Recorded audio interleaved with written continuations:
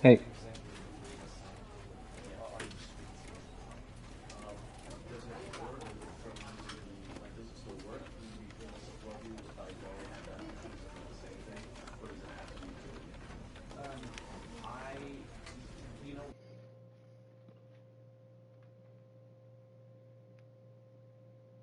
This. Oops. Shit. Didn't mean to skip it. Can I begin the game again?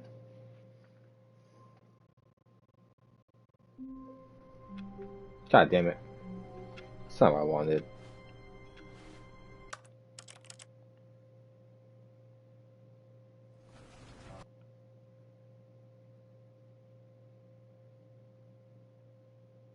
This is the story of a man named Stanley. Stanley worked for a company in a big building where he was employee number 427. Employee number 427's job was simple. He sat at his desk in room 427 and he pushed buttons on a keyboard.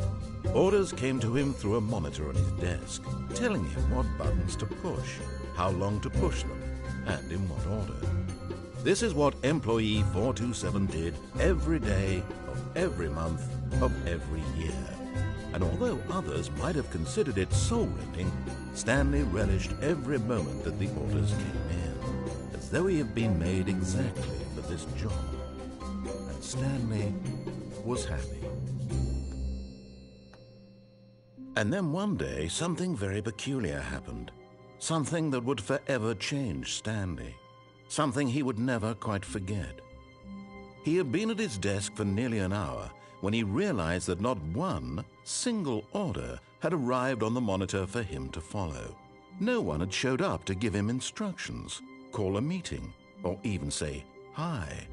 Never in all his years at the company had this happened, this complete isolation.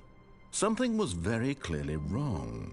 Shocked, frozen solid, Stanley found himself unable to move for the longest time.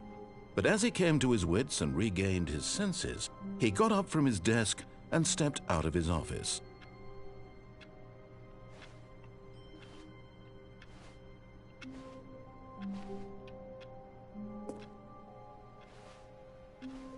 All of his co-workers were gone. What could it mean? Stanley decided to go to the meeting room. Perhaps he had simply missed a memo.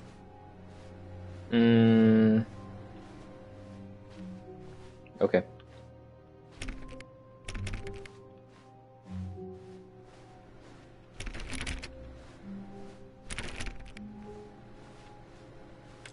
No matter how hard Stanley looked, he couldn't find a trace of his co-workers.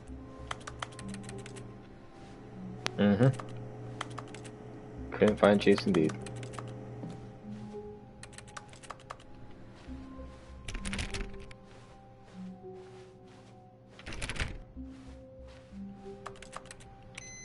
Ooh. I turned it off. I'm just gonna hit everyone's keyboard just cause.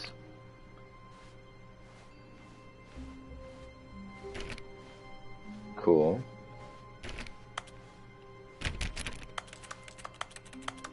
What the fuck am I clicking? That's... okay.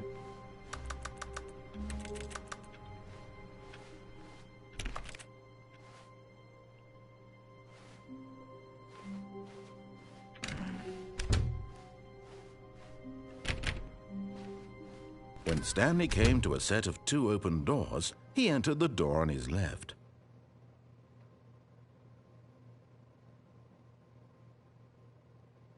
How about no? Let's go to the one on the right. This was not the correct way to the meeting room, and Stanley knew it perfectly well. Perhaps he wanted to stop by the employee lounge first, just to admire it. Ah, yes, truly a room worth admiring. It had really been worth the detour after all, just to spend a few moments here in this immaculate, beautifully constructed room. Stanley simply stood here, drinking it all in. But eager to get back to business, Stanley took the first open door on his left. Nope. Stanley was so bad at following directions, it's incredible he wasn't 5 years ago. I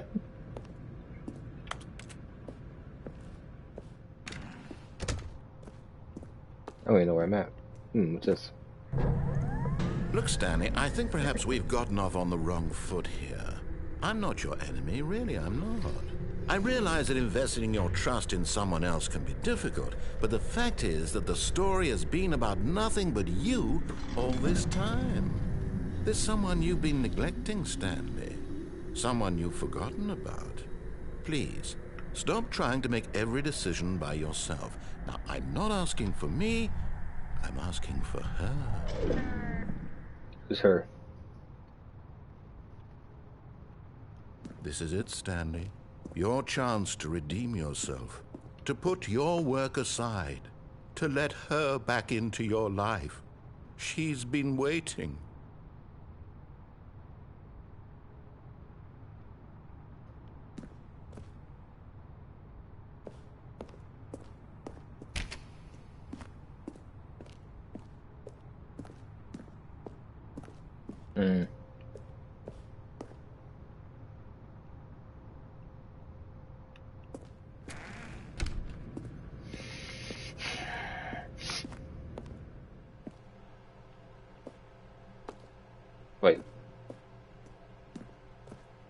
Wait. Wait, what the fuck's going on?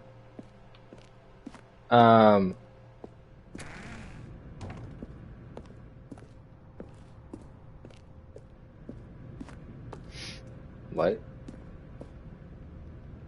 Ah, shit. Did I fuck this game up?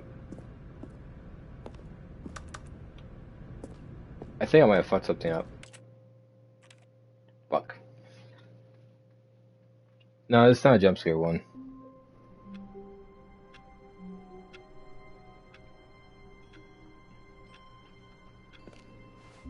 All So of his coworkers basically, were gone. it's like a What could it mean? and like Stanley decided to go hang to on. the meeting room. Perhaps he had simply missed a memo. Basically, you can create your own like choices. So the guy was like, "Oh, well, you're supposed to go to the left." Well, I'm like, "Well, no, I want to go to the right, so I am going to the right." So you can When display, Stanley you can came to listen a to him set of or go two against open him. doors, he entered the door on his left. See, he's telling me to go to the left, but I'm going to go to the right. This was not the correct way to the meeting room, and Stanley knew it perfectly well. Perhaps he wanted to stop by the employee lounge first, just to admire it. Wow, yes, this room. But eager to get back to business, Stanley took the first open door on his left. Yeah, see, he's telling me to go to the left. Nope, going to here. Stanley was so bad at following directions, it's incredible he wasn't fired years ago. Look, Stanley, I think perhaps we've gotten off on the wrong foot here. I'm not your enemy, really, I'm not. I realize that investing your trust in someone else can be difficult, but the fact is that the story has been about nothing but you all this time. There's someone you've been neglecting, Stanley. Someone you've forgotten about. Please, stop trying to make every decision by yourself. Now, I'm not asking for me, I'm asking for her. This is it, Stanley. Your chance to redeem yourself, to put your work aside, to let her back into your life. She's been waiting. That's her, Stanley. You need to be the one to do this.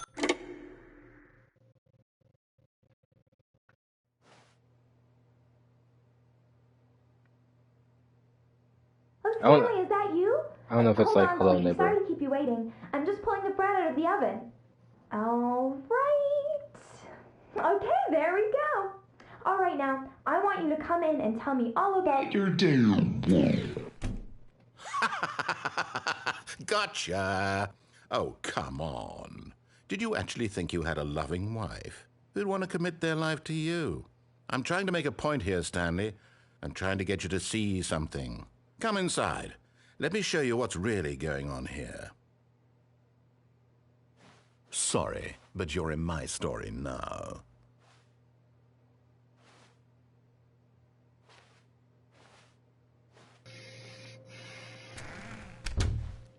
This is a very sad story about the death of a man named Stanley.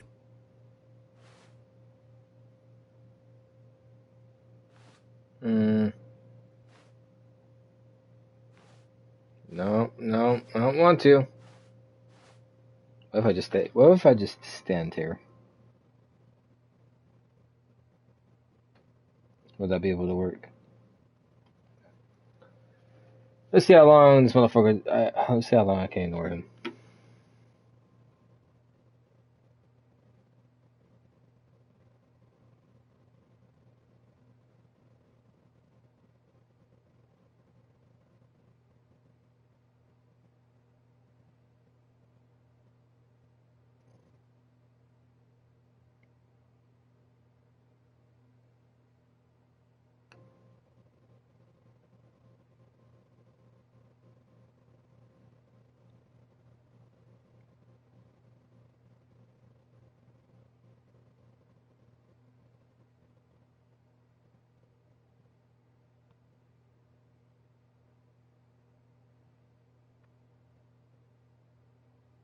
Okay. Stanley is quite a boring fellow. He has a job that demands nothing of him, and every button that he pushes is a reminder of the inconsequential nature of his existence.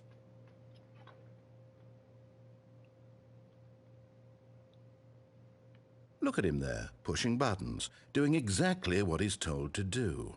Now he's pushing a button. Now he's eating lunch. Now he's going home. Now he's coming back to work. One might even feel sorry for him, except that he's chosen this life. You should be fine now. Come again. But in his mind, In his mind, he can go on fantastic adventures. From behind his desk, Stanley dreamed of wild expeditions into the unknown, fantastic discoveries of new lands. It was wonderful, and each day that he returned to work was a reminder that none of it would ever happen to him.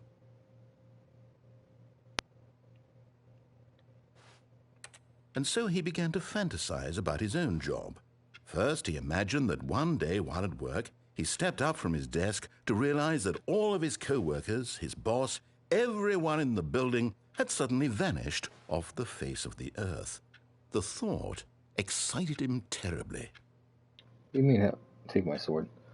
Last time I checked, that's my goddamn sword. So he went further. He imagined that he came to 2 open doors and that he could go through either. At last, choice. It barely even mattered what lay behind each door. The mere thought that his decisions would mean something was almost too wonderful to behold. As he wandered through this fantasy world, he began to fill it with many possible paths and destinations. Oh my God. Down one path lay an enormous round room with monitors and mind controls. And down another was a yellow line that weaved in many directions. And down another was a game with a baby. And he called it the Stanley Parable. It was such a wonderful fantasy, and so in his head he relived it again, and then again, and again, over and over, wishing beyond hope that it would never end. I'm stuck in this fucking small room listening to this dude. Surely there's an answer down some new path, mustn't there be? Perhaps if he played just one more time. But there is no answer. How could there possibly be? In reality, all he's doing is pushing the same buttons he always has. Nothing has changed. The longer he spends here, the more invested he gets, the more he forgets which life is the real one. And I'm trying to tell him this, that in this world he can never be anything but an observer, that as long as he remains here, he's slowly killing himself. But he won't listen to me. He won't stop. Here, watch this. Stanley, the next time the screen asks you to push a button, do not do it. You see? Can he just not hear me? How can I tell him in a way that he'll understand that every second he remains here, he's electing to kill himself? How can I get him to see what I see? How can I make him look at himself? I suppose I can't, not in the way I want him to. But I don't make the rules. I simply play to my intended purpose, the same as Stanley. We're not so different, I suppose. I'll try once more to convey all this to him. I'm compelled to. I must. Perhaps, well, maybe this time he'll see. Maybe this time. And I tried again. Please die. Stanley pushed a button. And I tried again. And Stanley pushed a button. And I tried.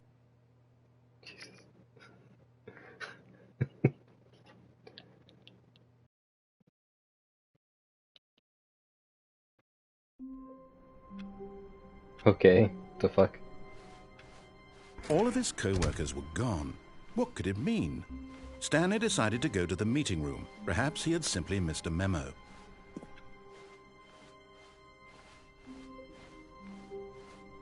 When Stanley came to a set of 2 open doors, this was not the correct way to the meeting room, and Stanley knew it perfectly well.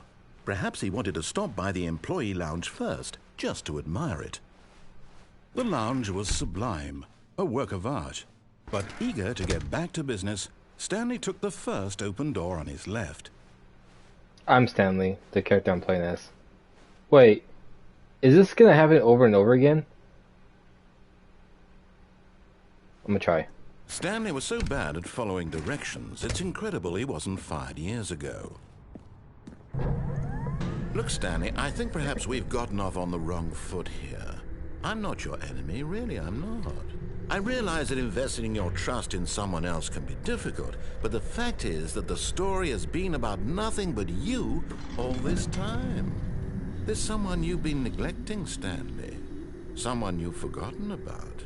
Please, stop trying to make every decision by yourself. Now, I'm not asking for me, I'm asking for her. This is it, Stanley. Your chance to redeem yourself, to put your work aside, to let her back into your life. She's been waiting. That's her, Stanley. You need to be the one to do this, to reach...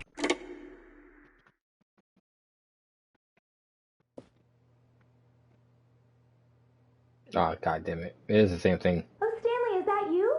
Hold on, sweetie. Sorry to keep you waiting. I'm just pulling the bread out of the oven. All right. Okay, there we go. All right, now, I want you to come in and tell me all about your day. Oh, yep. Gotcha! Oh, my god. Oh, come on. Did you actually think you had a loving wife who'd want to commit their life to you? I'm trying to make a point here, Stanley. Yep. I'm trying to get you to see something. Yeah. Come inside. I think I just made Let me show everyone's you life what's worse really right now. going on here. I am truly sorry. This is a very sad story about the death of a man named Stanley. Stanley is quite a boring fellow. He has a job that demands nothing of him, and every button that he pushes is a reminder of the inconsequential nature of his existence. Look at him there, pushing buttons, doing exactly what he's told to do. Now he's pushing a button. Now he's eating lunch. Now he's going home. Now he's coming back to work. Oh my One might God. even feel sorry for him, except that he's chosen this life. But in his mind, in his mind he can go on fantastic adventures. From behind his desk, Stanley dreamed of wild expeditions into the unknown, fantastic discoveries of new lands. It was wonderful, and each day that he returned to work was a reminder that none of it would ever happen to him. And so he began to fantasize about his own job. First, he imagined that one day while at work, he stepped up from his desk to realize that all of his co-workers, his boss, everyone in the building had suddenly vanished off the face of the earth. The thought excited him terribly. So he went further. He imagined that he came to two open doors and that he could go through either.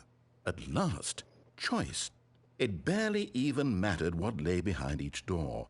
The mere thought that his decisions would mean something was almost too wonderful to behold. As he wandered through this fantasy world, he began to fill it with many possible paths and destinations.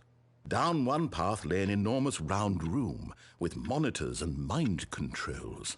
And down another was a yellow line that weaved in many directions. And down another was a game with a baby. And he called it the Stanley Parable. It was such a wonderful fantasy, and so in his head he relived it again, and then again, and again, over and over, wishing beyond hope that it would never end, that he might always feel this free. Surely there's an answer down some new path, mustn't there be? Perhaps if he played just one more time. But there is no answer. How could there possibly be? In reality, all he's doing is pushing the same buttons he always has. Nothing has changed. The longer he spends here, the more invested he gets, the more he forgets which life is the real one. And I'm trying to tell him this, that in this world he can never be anything but an observer, that as long as he remains here, he's slowly killing himself. But he won't listen to me. He won't stop. Here, watch this. Stanley, the next time the screen asks you to push a button, do not do it. You see? Can he just not hear me? How can I tell him in a way that he'll understand that every second he remains here, he's electing to kill himself? How can I get him to see what I see? How can I make him look at himself? I suppose I can't, not in the way I want him to. But I don't make the rules. I simply play to my intended purpose, the same as Stanley. We're not so different, I suppose. I'll try once more to convey all this to him. I'm compelled to. I like how that just pops out of nowhere. Perhaps, well, maybe this time he'll see. Maybe this time. And I tried again, and Stanley pushed a button. and I tried again, and Stanley pushed a button. And I tried.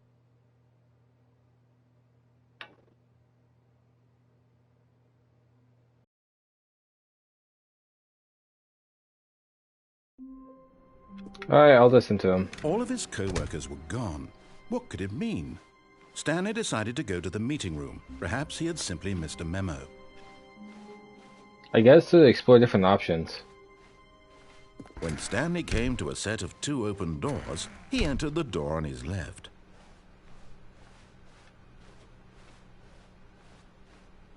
Yet there was not a single person here either. Feeling a wave of disbelief, Stanley decided to go up to his boss's office, hoping he might find an answer there.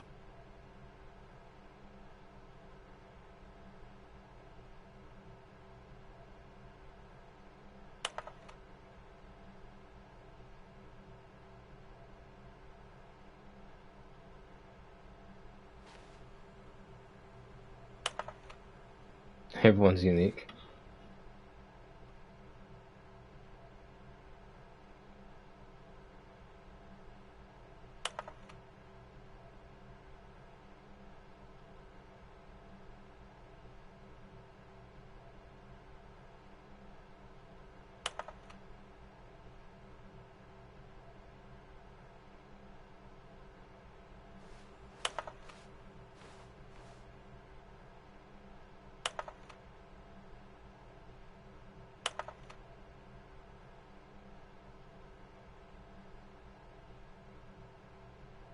Hey, Eric.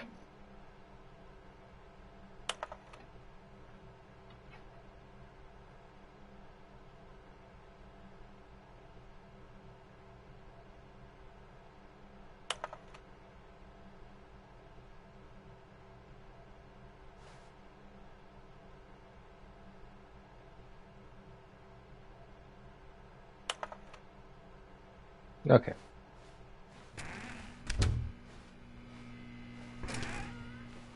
Ooh, broom closet. Stanley stepped into the broom closet, but there was nothing here, so he turned around and got back on track. Sorry, I won't be here long, but I came to join really quick and see what's going on. Oh, yeah. Playing the Stanley Parable. Coming to a staircase, Stanley walked upstairs to his boss's office. I think that's a subscription thing, isn't that?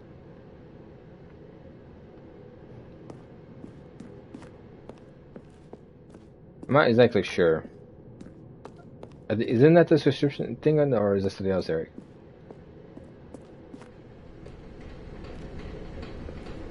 Oh, it's for Prime? Yeah.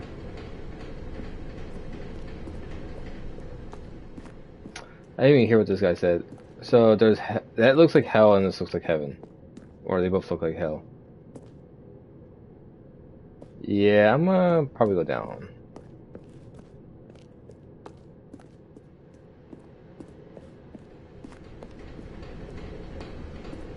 But Stanley just couldn't do it.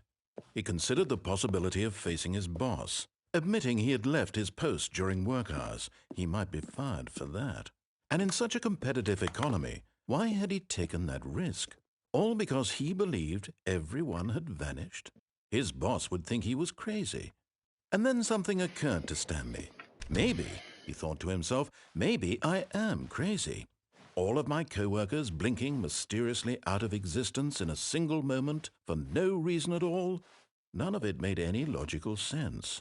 And as Stanley pondered this, he began to make other strange observations. For example, why couldn't he see his feet when he looked down? Why did doors close automatically behind him wherever he went? And for that matter, these rooms were starting to look pretty familiar. Were they simply repeating? No, Stanley said to himself, this is all too strange. This can't be real. And at last, he came to the conclusion that had been on the tip of his tongue. He just hadn't found the words for it. "I'm dreaming!" he yelled. "This is all a dream." Oh, what a relief Stanley felt to have finally found an answer, an explanation. His co-workers weren't actually gone. He wasn't going to lose his job. He wasn't crazy after all. And he thought to himself, I suppose I'll wake up soon. I'll have to go back to my boring real-life job pushing buttons. I may as well enjoy this while I'm still lucid. So he imagined himself flying and began to gently float above the ground.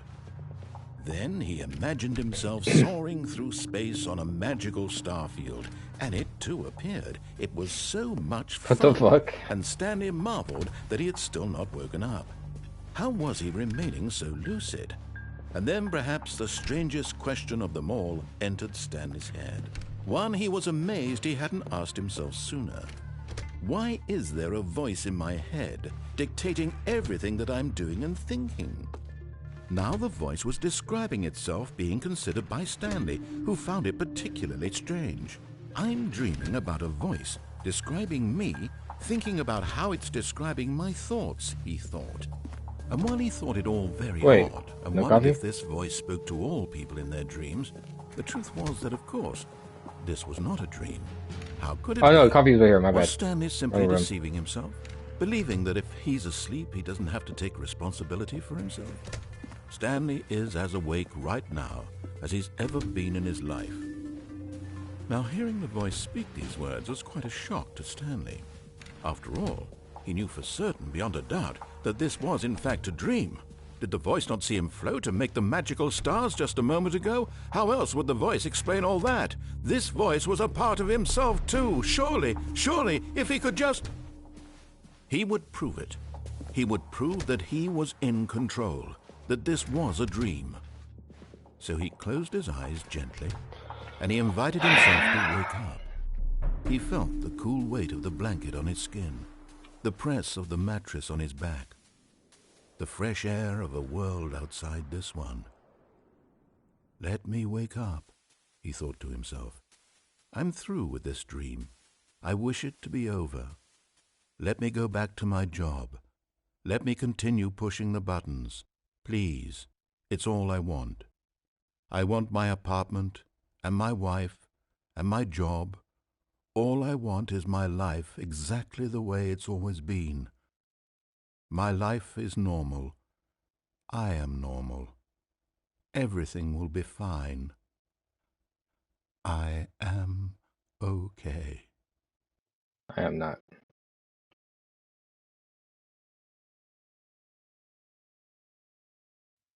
Stanley began screaming. Please, someone, wake me up. My name is Stanley. I have a boss. I have an office. I am real. Please, just someone tell me I am real. I must be real. I must be. Can anyone hear my voice? Who am I? Who am I? And everything went black. God damn it. This is the story of a woman named Mariella. What the fuck is this? Mariella woke up on a day like any other. She arose, got dressed, gathered her belongings, and walked to her place of work.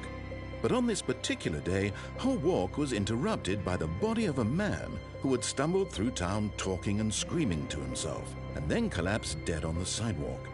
And although she would soon turn to go call for an ambulance, for just a few brief moments she considered the strange man. He was obviously crazy, this much she knew.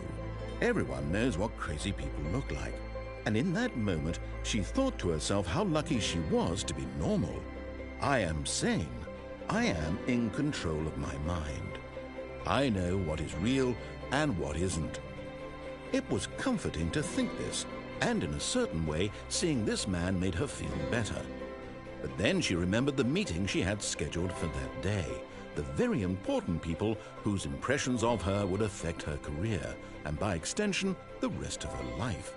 She had no time for this, so it was only a moment that she stood there, staring down at the body. And then she turned and ran.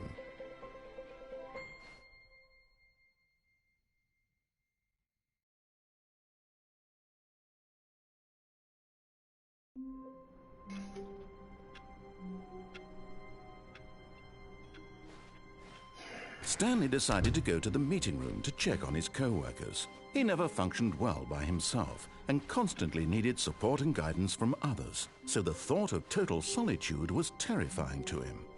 When Stanley came to a set of 2 open doors, he entered the door on his left.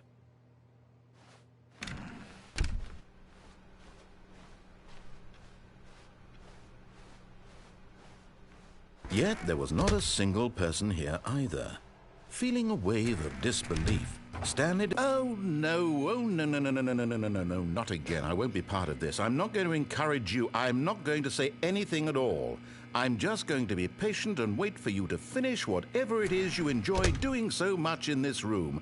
Please take your time. I would definitely take my time in this damn broom closet. Hi, broom. Hi. Hi, my bucket. Hi, tape. Hi, wrenches. Hi, where are you? Are you a wrench? I don't even know what you are.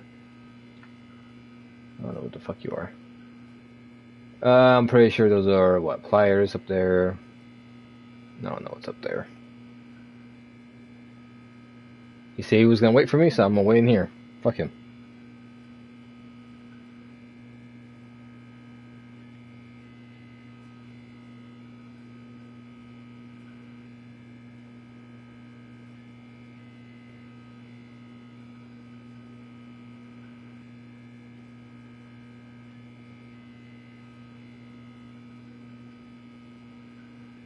I mean, simply just enjoying it. Except as I remember in this game. Remind me of this scene in SpongeBob. What scene?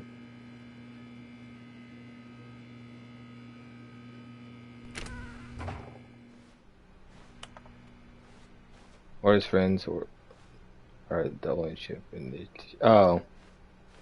Coming to a staircase, Stanley walked upstairs to his boss's office.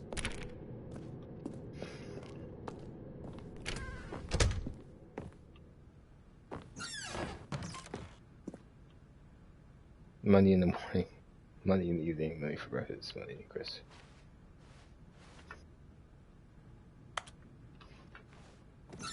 Okay.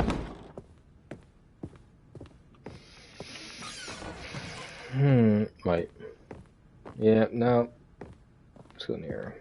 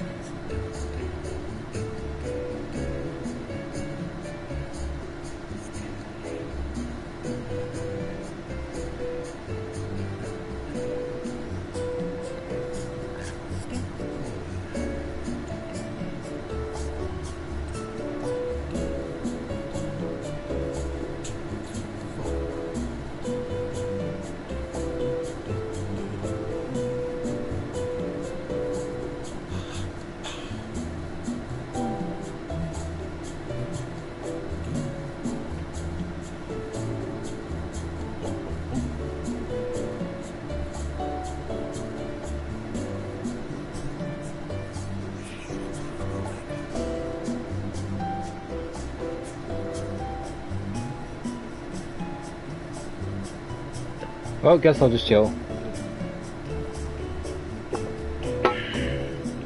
Is the Vader still going on?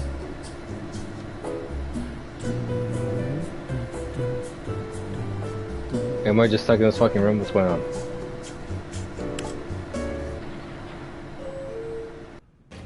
Oh. Well, you're an asshole.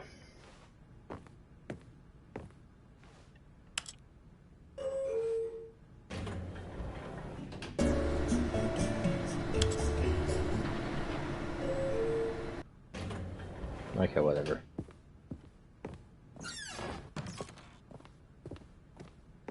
Stepping into his manager's office, Stanley was once again stunned to discover not an indication of any human life.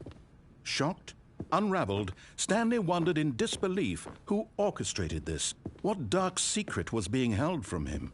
What he could not have known was that the keypad behind the boss's desk guarded the terrible truth that his boss had been keeping from him. And so the boss had assigned it an extra secret PIN number, 2845. But of course, Stanley couldn't possibly have known this. Yet incredibly, by simply pushing random buttons on the keypad, Stanley happened to input the correct code by sheer luck. Amazing. He stepped into the newly opened passageway.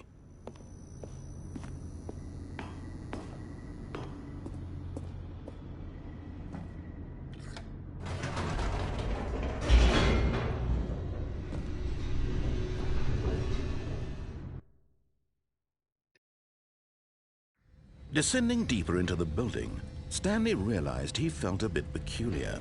It was a stirring of emotion in his chest, as though he felt more free to think for himself, to question the nature of his job. Why did he feel this now, when for years it had never occurred to him? This question would not go unanswered for long. Stanley walked straight ahead through the large door that read Mind Control Facility.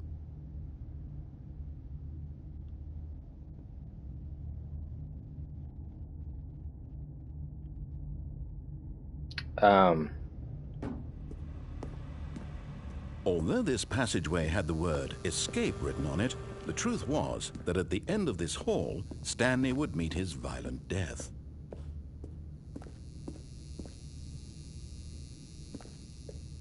The door behind him was not shut. Stanley still had every opportunity to turn around and get back on track. At this point, Stanley was making a conscious, concerted effort to walk forward and willingly confront his death. The narrator is not happy, holy. He is definitely not.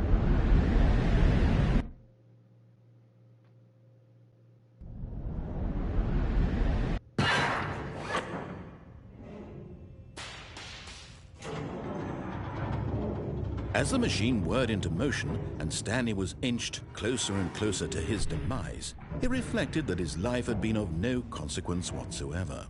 Stanley can't see the bigger picture. He doesn't know the real story, trapped forever in his narrow vision of what this world is. Perhaps his death was of no great loss, like plucking the eyeballs from a blind man. And so he resigned and willingly accepted this violent end to his brief and shallow life. Farewell, Stanley. Ah, shit. Farewell, Stanley, cried the narrator, as Stanley was led helplessly into the enormous metal jaws.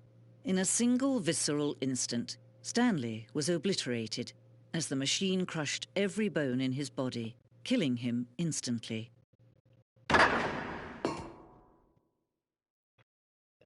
Okay, what the fuck?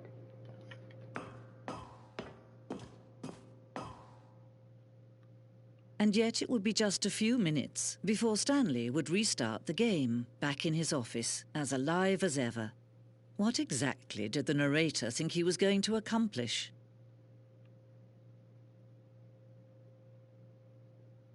When every path you can walk has been created for you long in advance, death becomes meaningless, making life the same. Do you see now? Do you see that Stanley was already dead from the moment he hit start? Wait.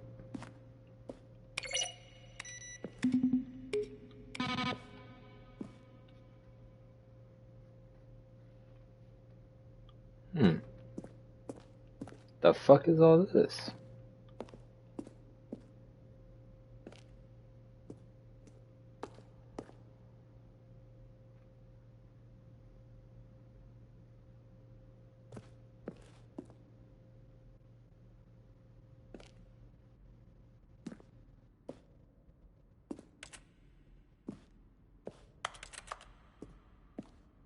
Okay.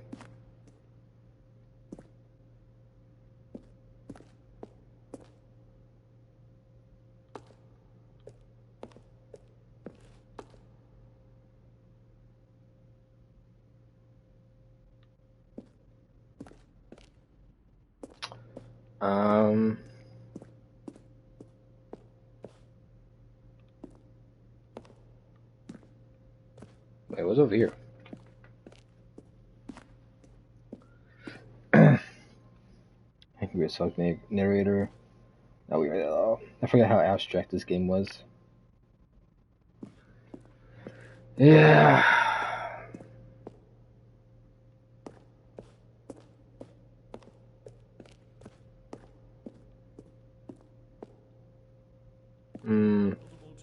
When Stanley came to the lift, he traveled upward to the power source at the top of the facility to end this injustice forever.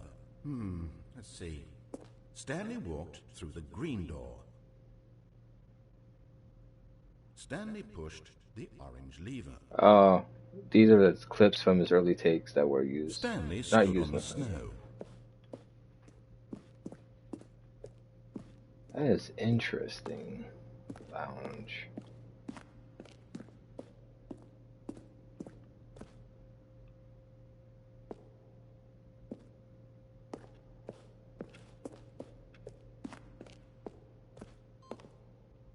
Freedom ending?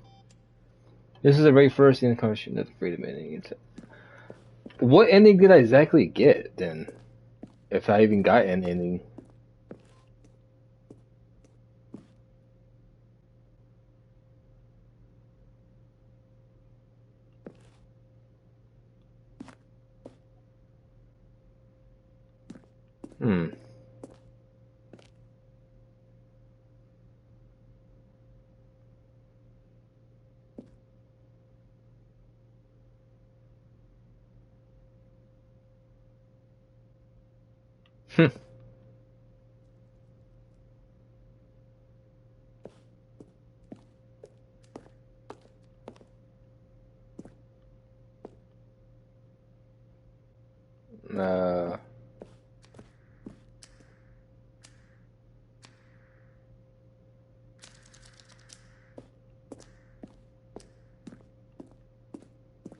Okay.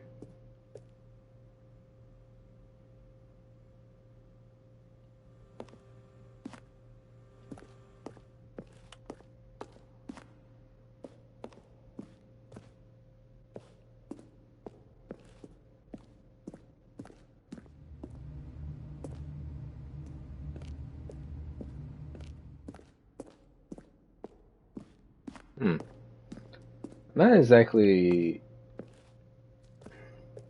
Guess that's the exit.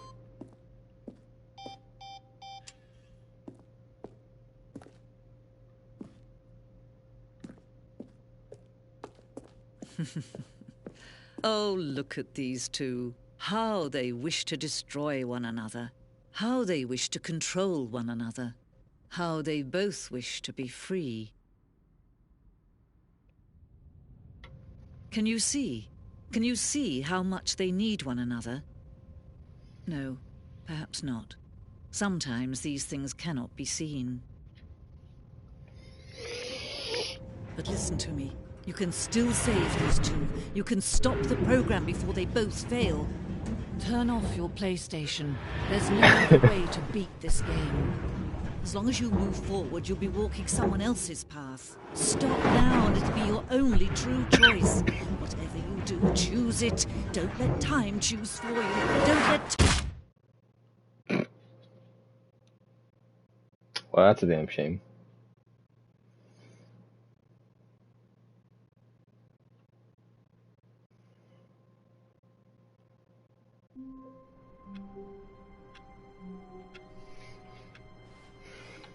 A soft wind blew outside and perhaps rain started, and if it did, it stopped shortly after. Stanley hoped that he would one day see weather. Okay, that's a different.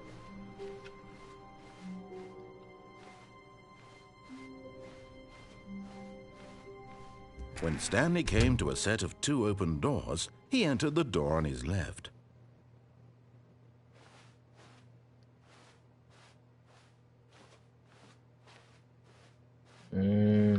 I'm scared that it's gonna happen the same way, but I don't know. Let's see. Oops.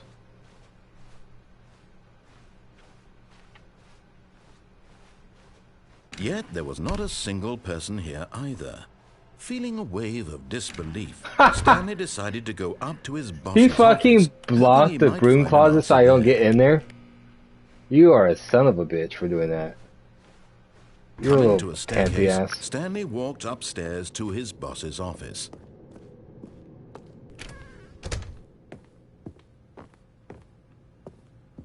Stepping into his manager's office, Stanley was once again stunned to discover not an indication of any human life. What could it mean? Stanley wondered aloud to nobody. He began wildly tearing through papers on the boss's desk, pulling books off the shelf, looking behind paintings, desperate for clues to his situation. But his attention was caught by a keypad behind the boss's desk. What could its purpose be? In fact, this keypad guarded the terrible secret that lay buried below his feet. And so the boss had assigned it an extra secret PIN number, 2845. But of course, Stanley couldn't possibly have known this.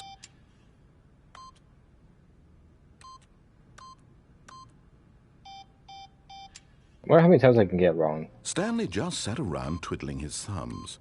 Trying to input anything on the device was useless, since he could never possibly know that the combination was 2845.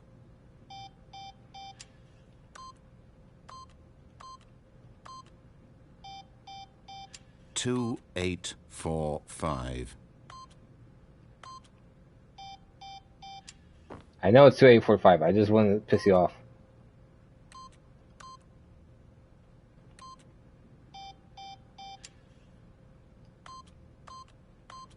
Forgot, but it turns out that the panel's emergency override kicked in, and the door just opened all by itself.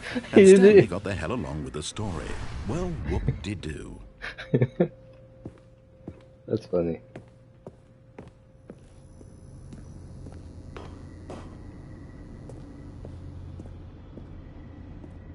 Alright.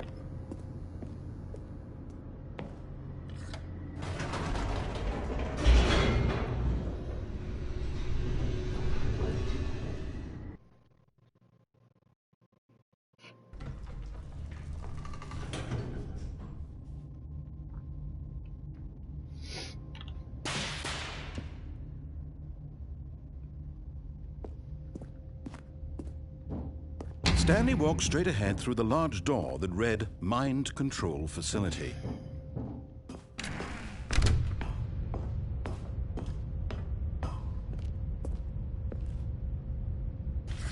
The lights rose on an enormous room packed with television screens. What horrible secret did this place hold? Stanley thought to himself. Did he have the strength to find out?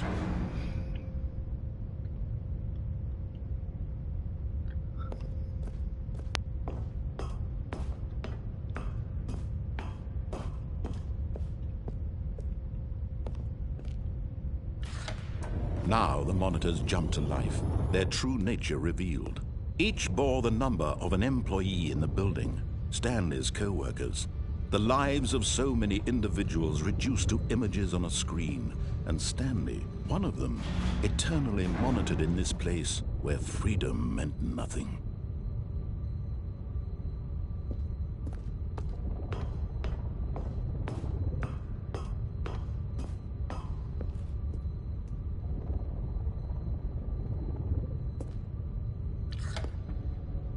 This mind control facility, it was too horrible to believe. It couldn't be true.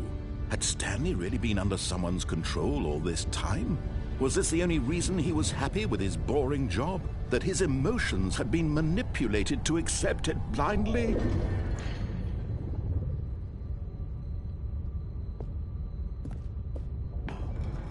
No, he refused to believe it. He couldn't accept it. His own life in someone else's control? Never! It was unthinkable, wasn't it? Was it even possible? Had he truly spent his entire life utterly blind to the world? But here was the proof, the heart of the operation. Controls labeled with emotions, happy or sad or content, walking, eating, working, all of it monitored and commanded from this very place. And as the cold reality of his past began to sink in, Stanley decided that this machinery would never again exert its terrible power over another human life. for he would dismantle the controls once and for all.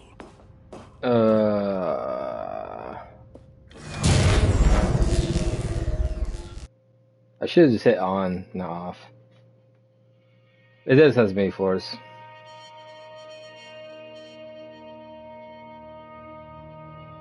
Blackness and a rising chill of uncertainty. Was it over? Yes. He had won.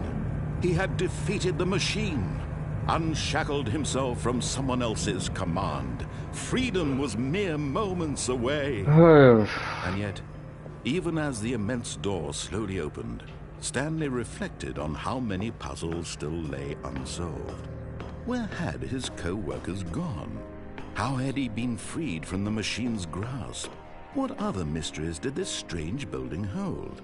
But as sunlight streamed into the chamber, he realized none of this mattered to him, for it was not knowledge or even power that he had been seeking, but happiness. Perhaps his goal had not been to understand, but to let go. No longer would anyone tell him where to go, what to do, or how to feel. Whatever life he lives, it will be his. And that was all he needed to know. This is the freedom ending? It was perhaps the only thing worth knowing. Stanley stepped through the open door.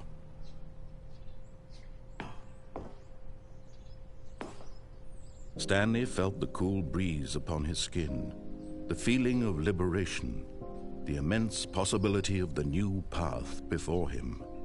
This was exactly the way, right now, that things were meant to happen.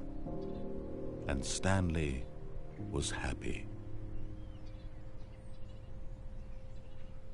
Cool. Oh, beat the game. Complete the Stanley Parable. Oh shit. Get your first trophy.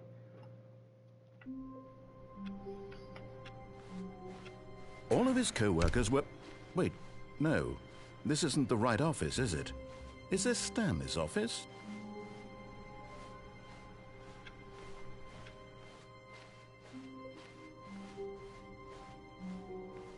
When Stanley came to a set of 2 open doors, he entered the door on his left. Is that broom closet still fucking boarded up? Yet there was not a single person here either. Feeling a wave of disbelief, Stanley decided to go up to his boss's office, hoping he might find an answer there. Yep, still boarded up. Coming to a staircase, Stanley walked upstairs to his boss's office.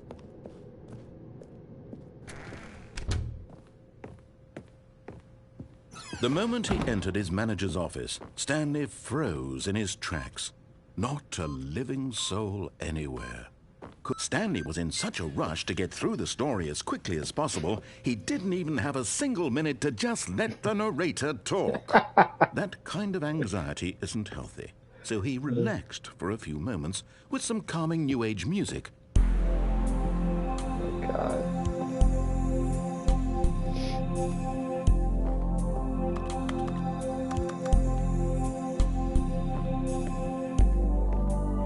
Feeling soothed and rejuvenated, Stanley calmly walked forward into the opened passageway.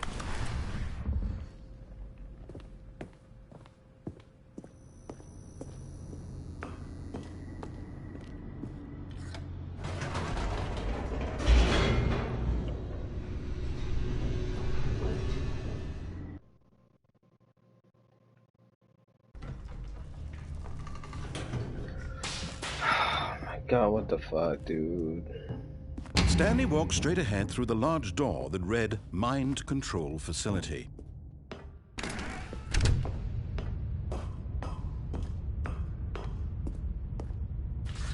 The lights rose on an enormous room packed with television screens.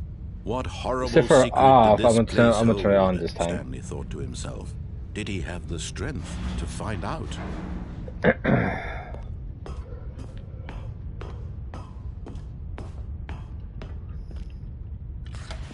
Now the monitors jumped to life, their true nature revealed.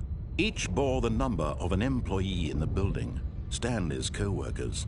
The lives of so many individuals reduced to images on a screen, and Stanley, one of them, eternally monitored in this place where freedom meant nothing.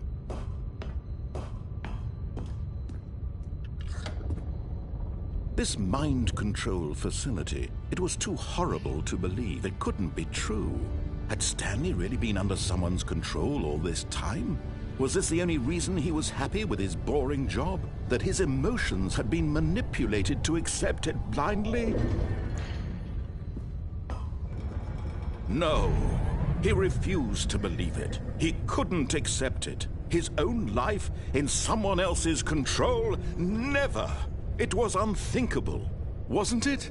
Was it even possible? Had he truly spent his entire life utterly blind to the world?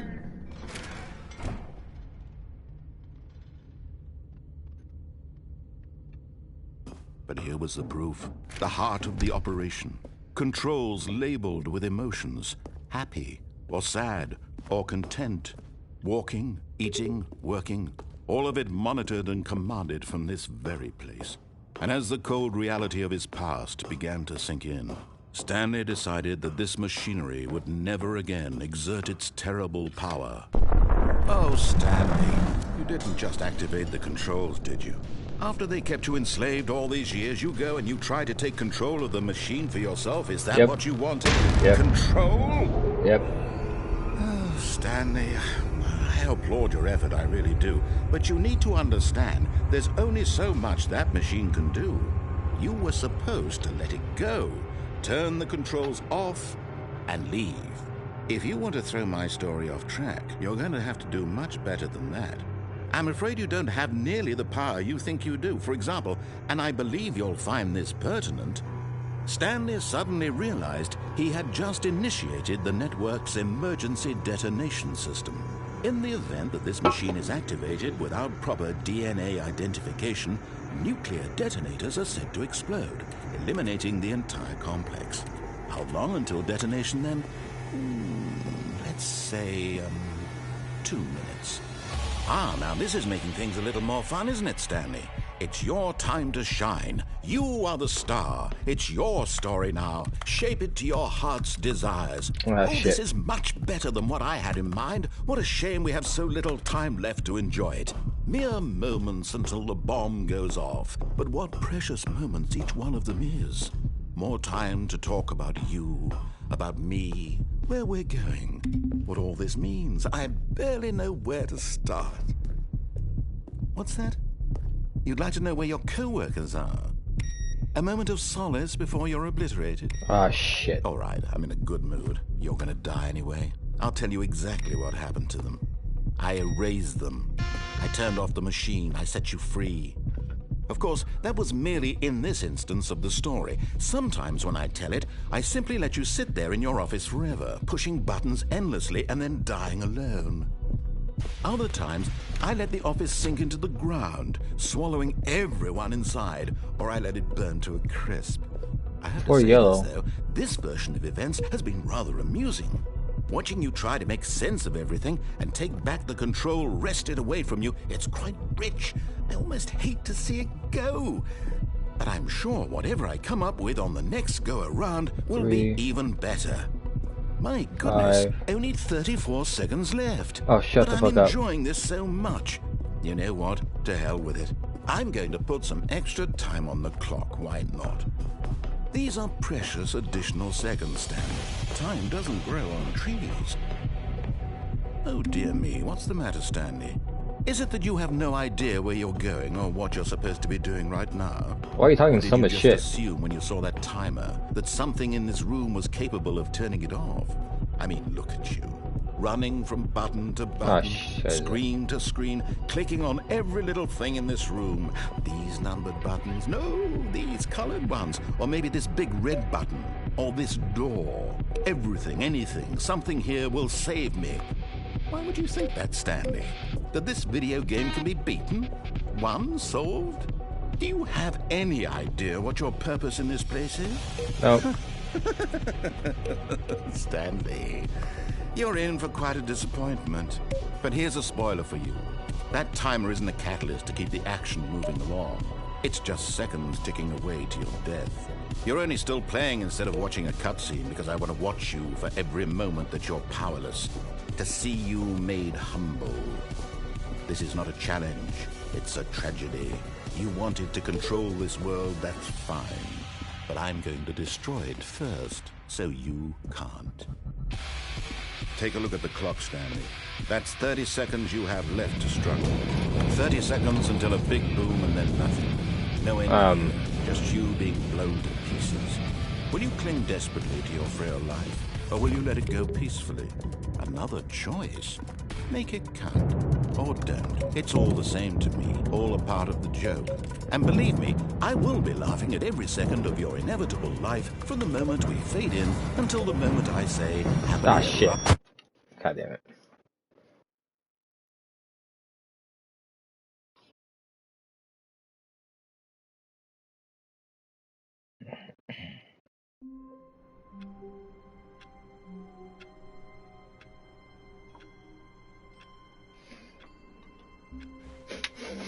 All of his co-workers were gone. What could it mean? Stanley decided to go to the meeting room. Perhaps he had simply missed a memo. Oh, new content. Oh, new content? What does that mean, new content?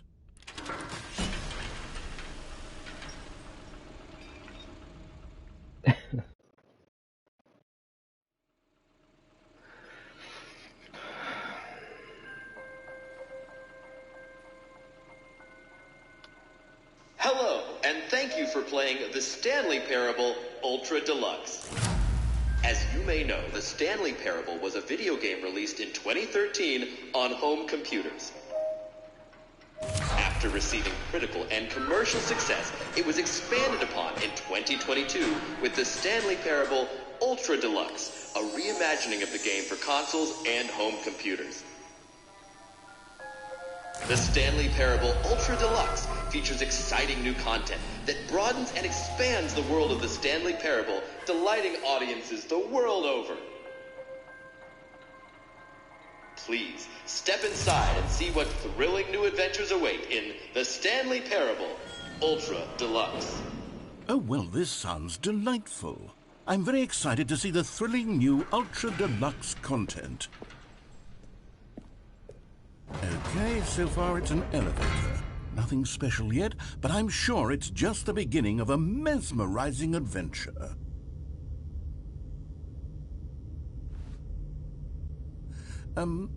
Is it broken? What's going on here? Should we be moving somewhere or... Oh, there we go. All right, finally, at long last, it's on to the new content. I've never been more ready. Let's do it. I have no idea what the fuck's going on. I have to say, initial impressions of Stanley Parable Ultra Deluxe, mostly tedious. It's as if Oh, okay. Let's see the content. Give me the content, Stanley. All right, let's see. It's the jump circle.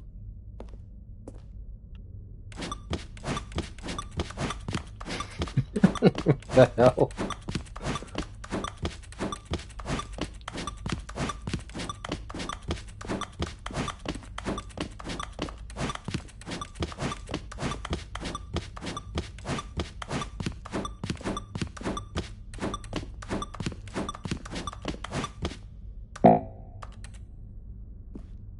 Wow. Is Thrilling. that it? Surely that's not all the new content. There has to be something else, right? Goodness. Another elevator. Stanley, I have to say, initial impressions of this game are not positive. It's just elevators and jumping. Is this what passes for exciting new content? If this is new content, then I could just read you the whole dictionary. There's 20 hours of new content right there. Hell, I could count to 30 trillion. You could put that on the box. The Stanley Parable Ultra Deluxe, now with over 1,000 hours of new content. And if... Oh, wait. There's more. Very good.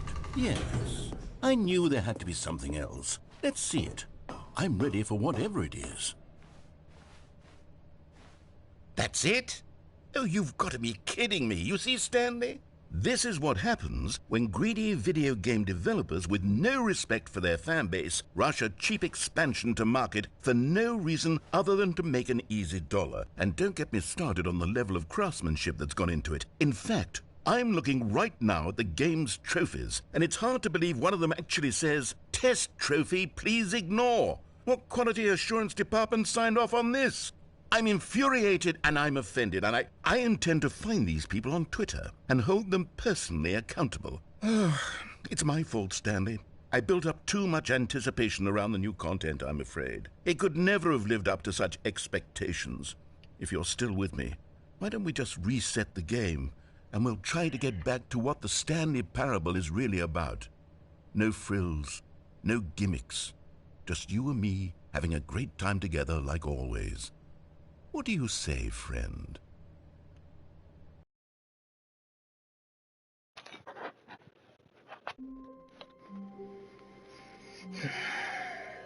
What the fuck is this? Psst! Stanley! Come over here! In the vent! I want to show you something!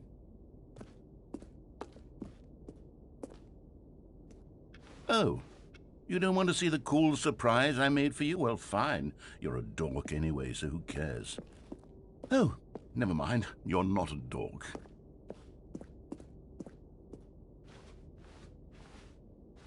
Fine. What is it?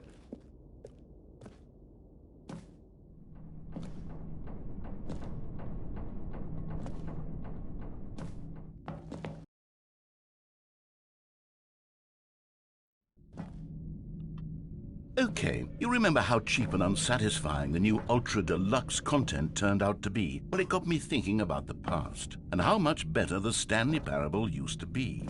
So I made something special and tucked it away here where the game's developers won't find it. Just our little secret. Take a look. I call it the Memory Zone. It's where I've been storing all my favorite memories so I can relive the peak experiences of my life whenever I want. Experiences like the launch of the Stanley Parable on PC. You see, Stanley, doesn't the Memory Zone remind you of how wonderful Stanley Parable was before it was sullied with a cheap PlayStation port? Remember back in October of 2013 when the game originally launched? Back then, video games had integrity. Back then, it all meant something. Oh, the waste.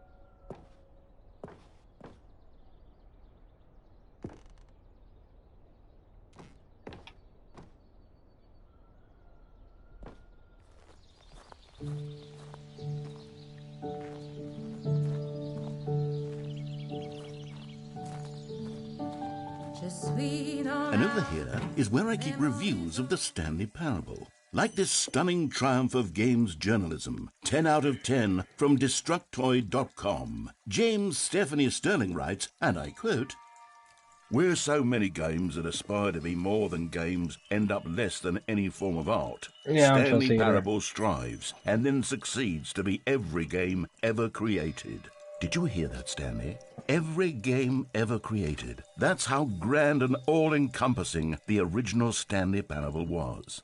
It was literally every game ever created. It was Skyrim. It was Persona 3. It was all of them. And now, it's nothing. It's no games at all. It isn't even the Stanley Parable anymore. It's just a husk now. A lifeless husk with an hour of new elevator content.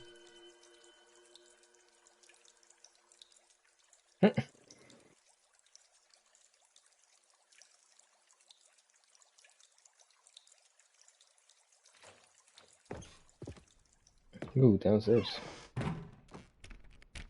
Wow, damn.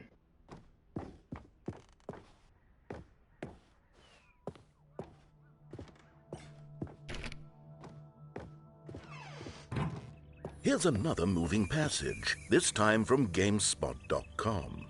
The Stanley Parable is both a richly stimulating commentary on the nature of choice in games and one that offers some of the most enjoyable, surprising, and rewarding choices I've ever been confronted with in a game. 9 out of 10. Don't you get it, Stanley? The game was perfect. It didn't need anything else. It didn't need new content. All they had to do was transport it in pristine condition along to the PlayStation. Boom, done. And they couldn't even do that. Couldn't resist the urge to go meddling with a beloved franchise.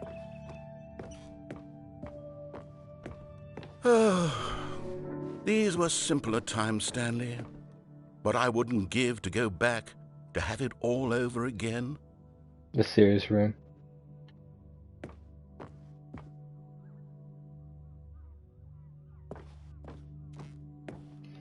Okay, so what the fuck am I doing?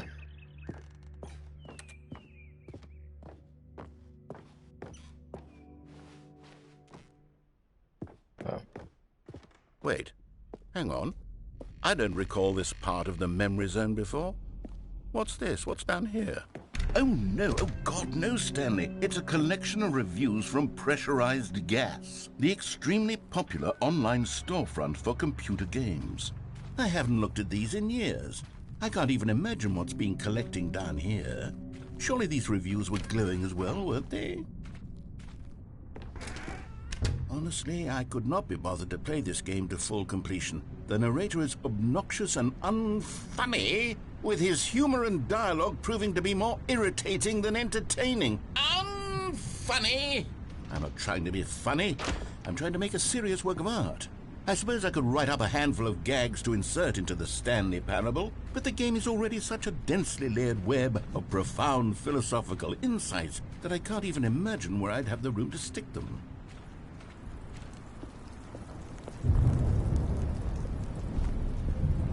Okay, let's see what this one says. Oh my lord. While the idea for the game is good, for someone who prefers non-linear games, this preachiness gets annoying fast. Preachy? Stanley, I'm not preachy, am I? You can tell me if I'm preachy. Honestly, you can. Oh, goodness. This is actually quite shocking for me. I can see how you feel now. Well, to be honest, I have always thought of the game's dialogue as being rather terse to begin with. You can't know how much fluff I cut from the game to get it to feel as light and airy as it... Well, I always thought it did. But maybe it wasn't. Oh, dear. What an awful memory to have to hold on to. These black marks on my otherwise unimpeachable track record. I feel like a failure. Like I let these people down. Perhaps the Stanley Parable isn't quite as sterling as I always remembered.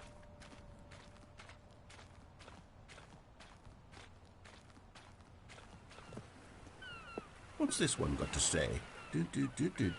You constantly have to stop doing anything so the narrator can catch up with his long-winded explanations of what's happening. I wish there was a skip button. A skip button? Well, yes. Yes, I think we can do that. If I'm truly too preachy, then maybe letting you skip ahead for just a moment, surely it couldn't hurt. Not if it means we can strike these negative reviews from the record. Only positive reviews of the Stanley Parable. That's my motto today, and it's always been my motto. I'd do anything for the customer, Stanley. Yes, a skip button we shall have. And here it is. Go ahead and give it a shot. I'll pop you forward in time so that the second my incessant droning... Oh, you're back, you see. You were only frozen in time for a few minutes, but it was plenty of time for me to deliver a long, rambling monologue full of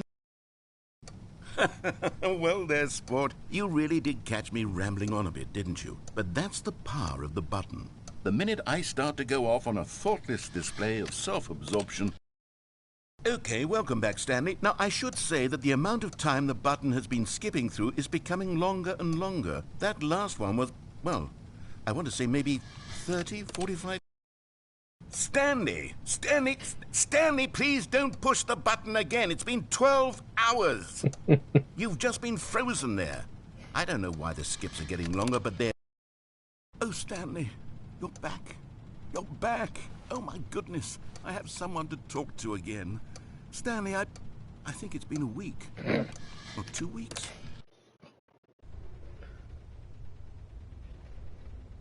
Oh, hello. It's you. You're here again. Welcome. I have had time to think about you and about...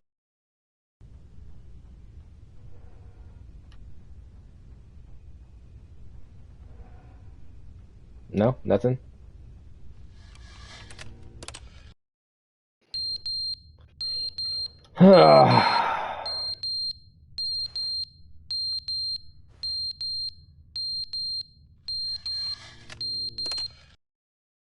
But they didn't understand the game was never meant to be funny. It was meant to have a point. It was meant to speak to the human condition. But where are the jokes? Where are the jokes? They bemoaned, they screamed, they gnashed their teeth and said, entertain us. It wasn't enough. They had to leave a pathetic little thumbs-down review and make all of their pitiful demands. But then, he's talking to...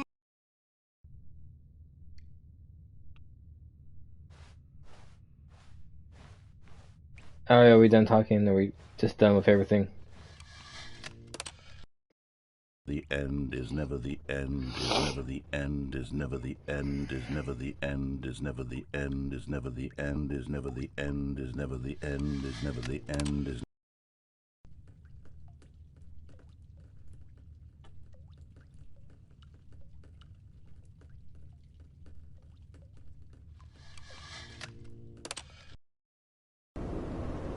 God damn.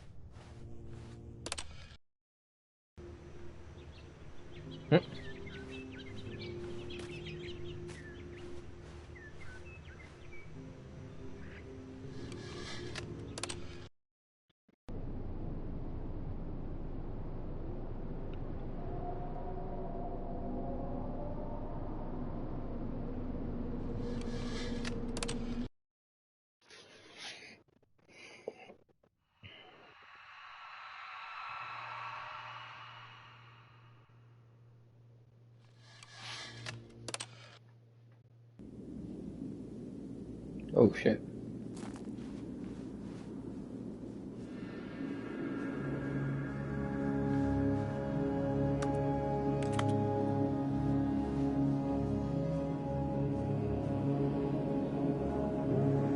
Um.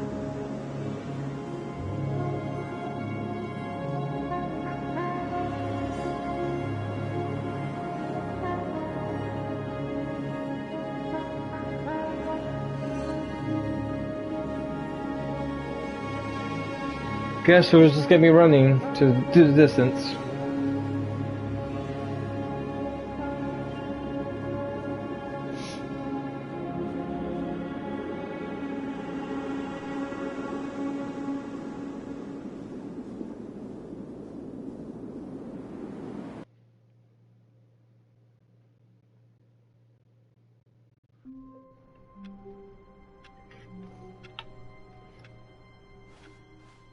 All of his co-workers were gone.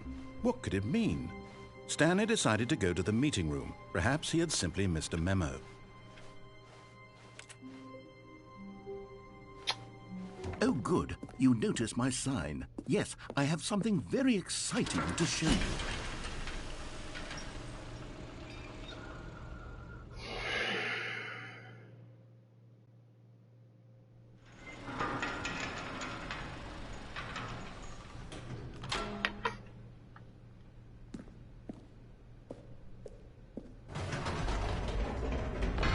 You see, Stanley, I've been reflecting on the Stanley Parable and about how roundly disappointing this ultra-deluxe version has turned out to be. The original Stanley Parable was a landmark, and any new content for it should live up to that legacy. So forget this ultra-deluxe nonsense.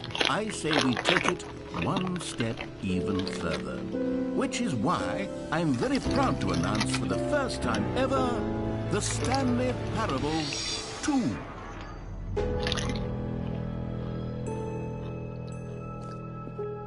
Yes, you see, isn't this far superior to a measly port with a few minor additions? Think of all the new territory we'll cover with a fully fledged sequel. An entirely new experience, built from the ground up. Why, there are so many possibilities. It could go in so many different directions. This is what fans have truly been asking for.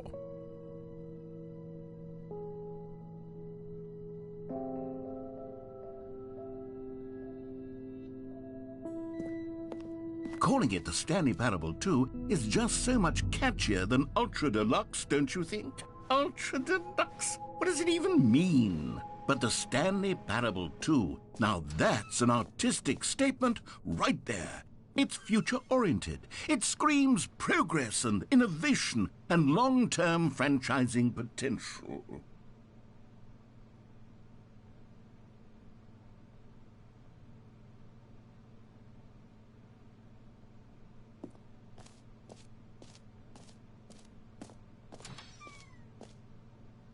Now, to be clear, I haven't quite nailed down what exactly the Stanley Parable 2 is going to be, but let's take a look at some of the features I've been developing for it.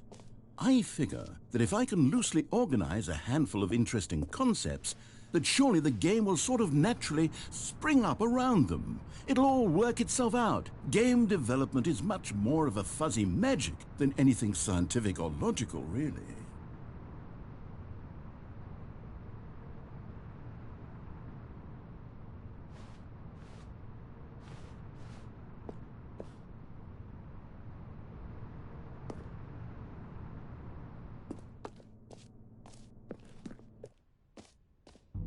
Here we are. Go on, try out some of the new features.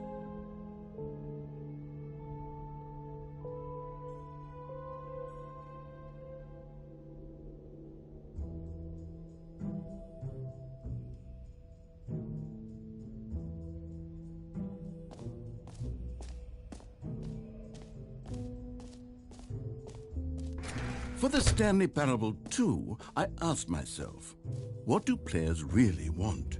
And of course, the first and most obvious answer is that they want to be individually recognized and validated as people.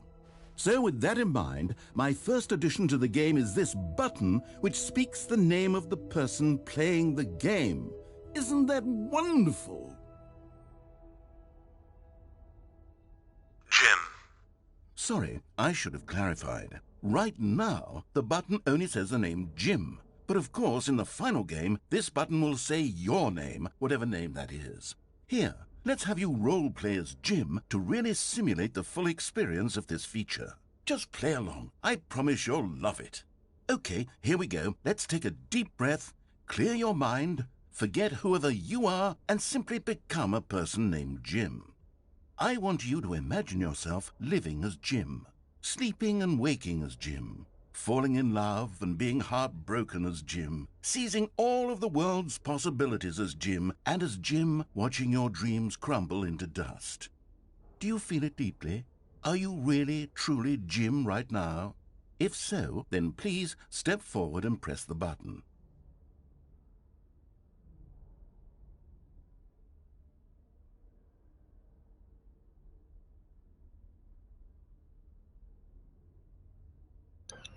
I don't know if I'm feeling Jim, but sure. Jim. Yes! You see? What a thrill! What a rush! That was you! The button described you. Do it again. Do it again. Jim. Ooh. It hits even harder the second time. If this were the only new feature in the Stanley Parable 2, it would still be worth the money. Let's take a break from the Jim button. I'm too emotionally drained from all of this personal validation.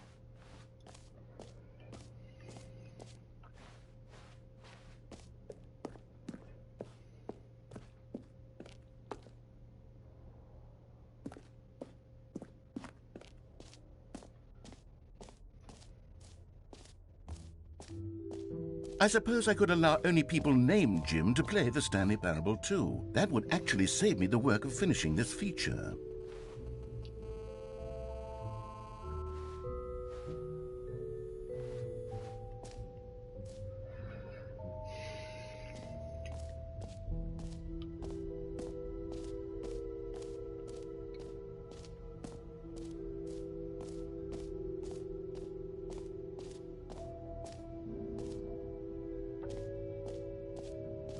Um, You know what? Let's bring the jump circle back for Stanley Parable 2 as well. It's... Oh, wait. You already spent all your jumps the first time we saw the jump circle. Oh, well. I suppose it can just be a nice decorative piece, then. wow.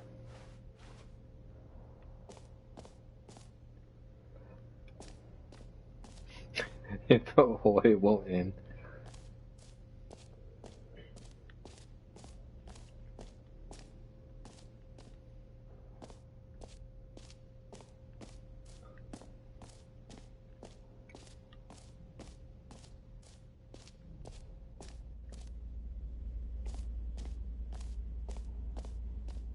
Stanley, here's an idea that I'm truly fond of. It's never been done before in a video game. This is, in fact, a hole that you can fall down forever. That's right. Infinite falling. You can fall until the end of time, if you like. A stunning leap forward for video games as a medium. Okay.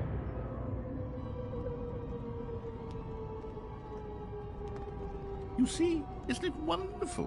One of my more ingenious concoctions, if I do say so. Now then, since you've gotten to see the infinite hole, you can press the teleport button to pop back up to the top, and we can continue onward.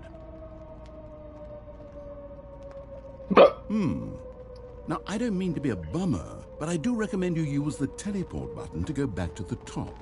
Maybe do it on the sooner rather than later spectrum of things.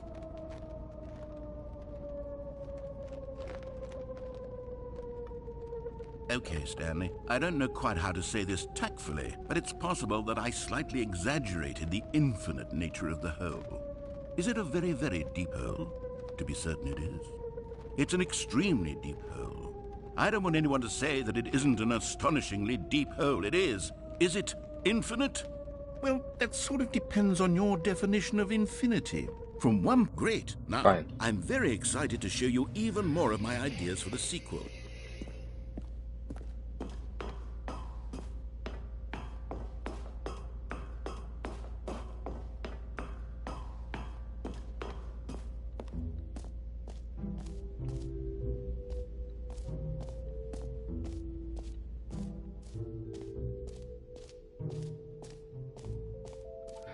All right.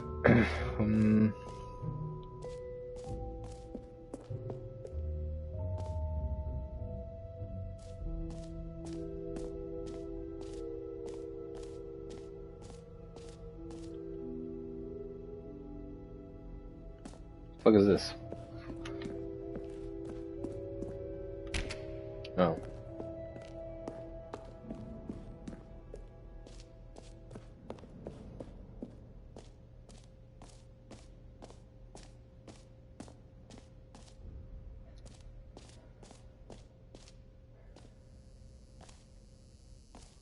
Now, here's something special. You remember that broken test trophy that got left in the game on accident? Well, I'm developing a technology to simply give you the trophy.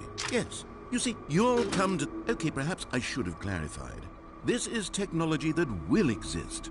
Right now, the trophy is still fully broken. I'm not a wizard, Stanley, but I guarantee it will be fixed in the sequel to at last satisfy the hordes of ravenous fans all over the world who have been uproariously demanding this feature. Gamers, we hear you, and I promise it will happen. Okay, well, fuck me then.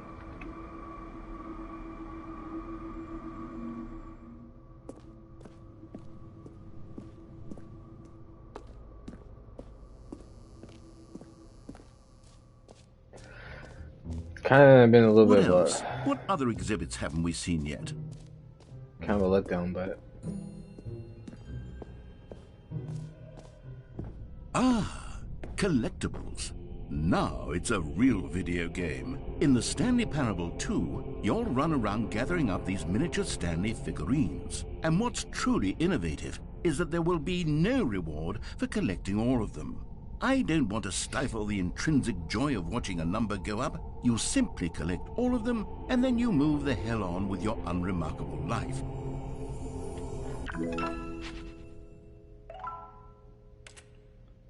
Okay.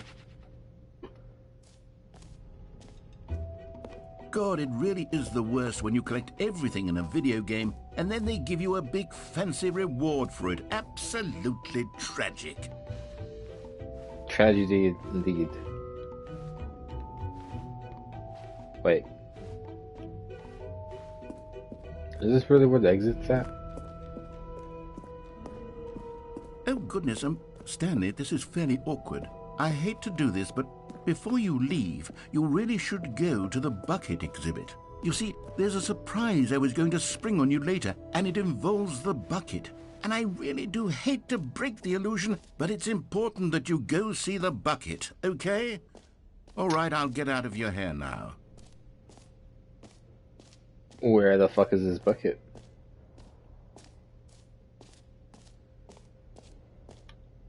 Oh, it's over there. Hang on.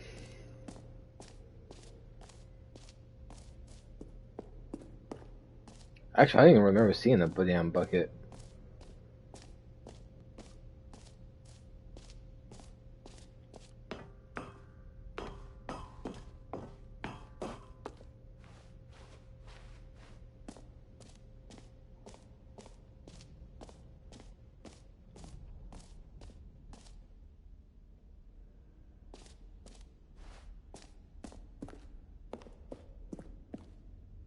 A common complaint of the Stanley Parable was that it was confusing and paradoxical, that it engendered a chaotic sense of reckless despair in those who played it. Well, I am happy to say that after much consideration, I've engineered a clever solution to this fundamental problem with the game. It's the Stanley Parable Reassurance Bucket.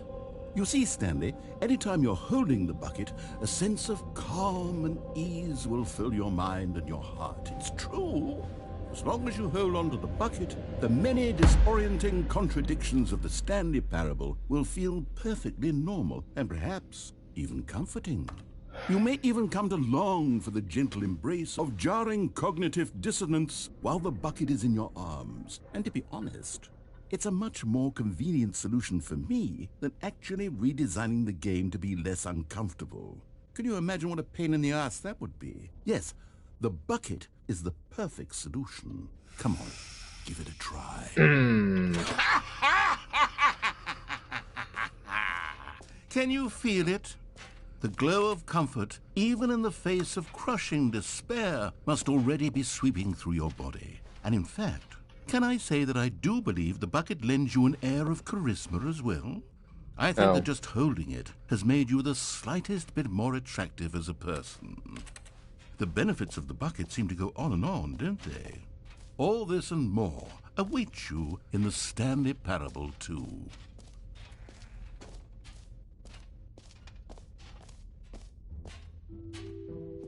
Does anyone give out awards for most enjoyable bucket in a video game?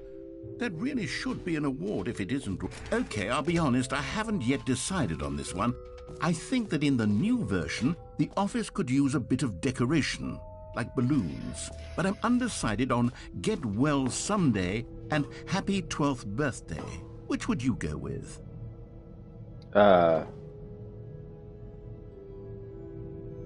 Stepney's, I guess. You know, sometimes when you solicit another person's opinion, it makes you realize that you knew which one you actually really wanted all along. Get Well Someday it is. Oh my god.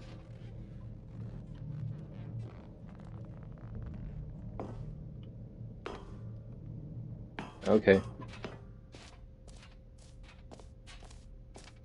Or actually, maybe I should have gone with... No, I've made my decision. We're moving on.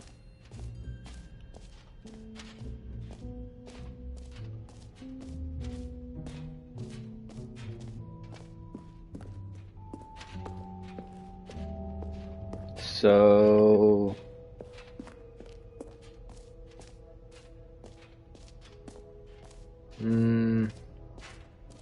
What else have I not looked at?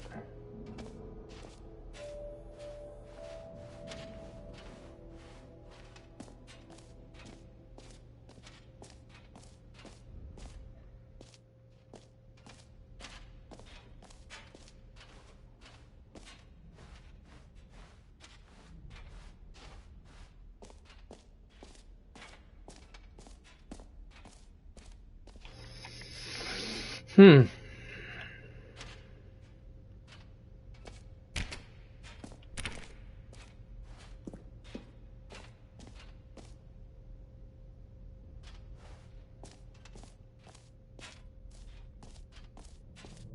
Come now, you've already made your choice. It's true that you chose badly, but we all have to move on from our mistakes.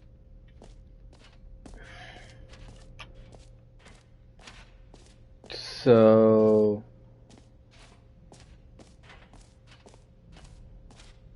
what's in here? Oh, it's that fucking whole one, huh?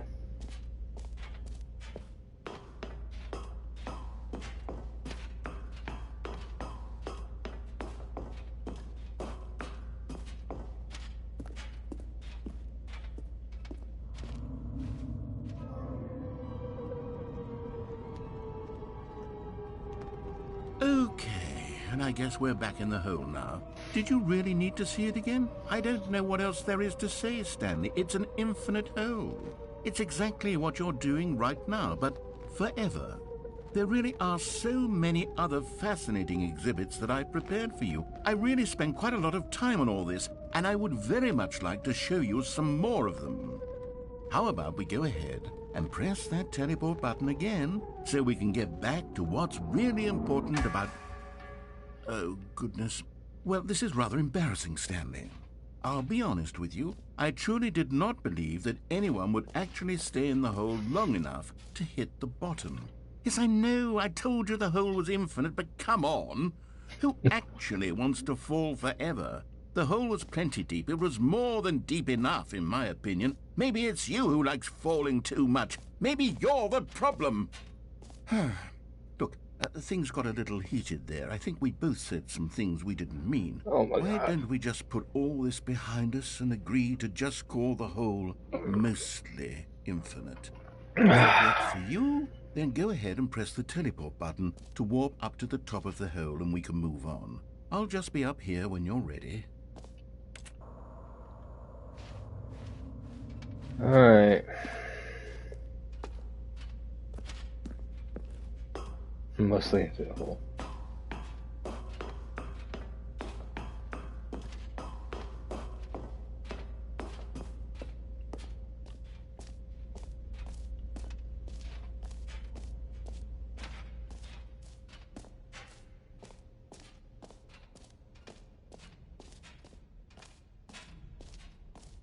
So, what am I looking for?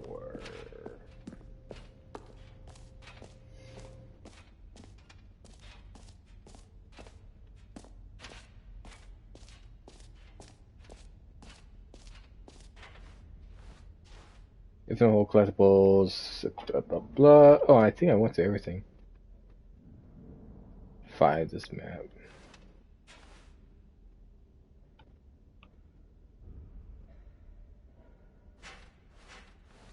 Alright, I think that's everything.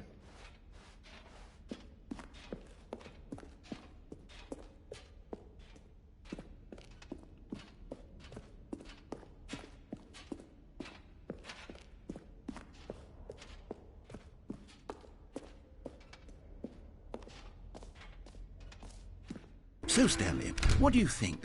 Do you like all of the new features? Yes, I know it's not exactly clear yet how exactly these features will come together as one single coherent video game, but I can feel it in my soul.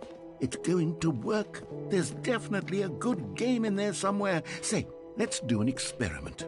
I'll arrange these new features together, and we'll see whether or not it coheres into a meaningful gameplay experience. Okay, are you ready? Here it is.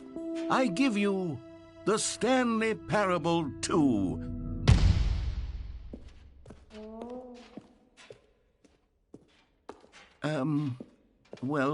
I mean, there's potential here, right? It's sort of... Okay, never mind. Hold on, let me do a different arrangement. Okay, yes, this is much better. I feel good about this. Here we go, version 2.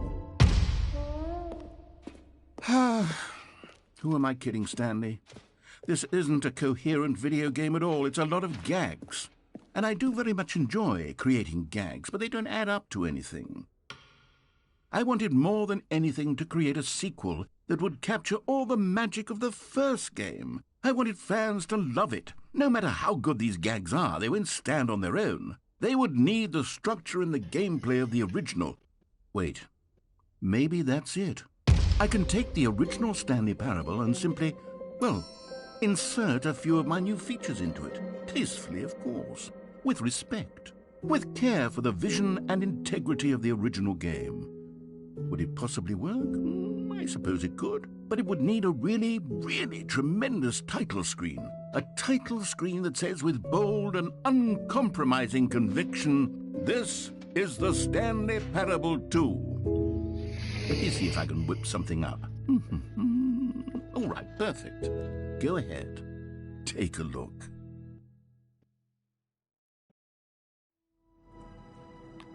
God.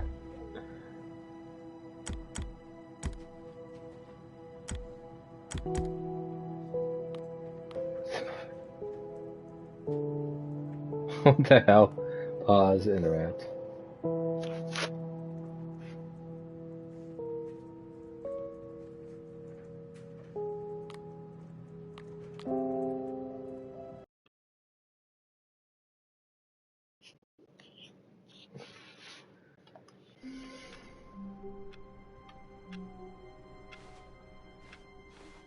All of his co-workers were gone. What could it mean?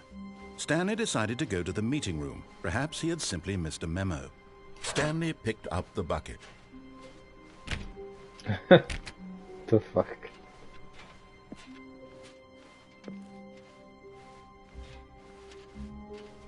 Stanley clutched the bucket tightly to his chest and entered the door on his left.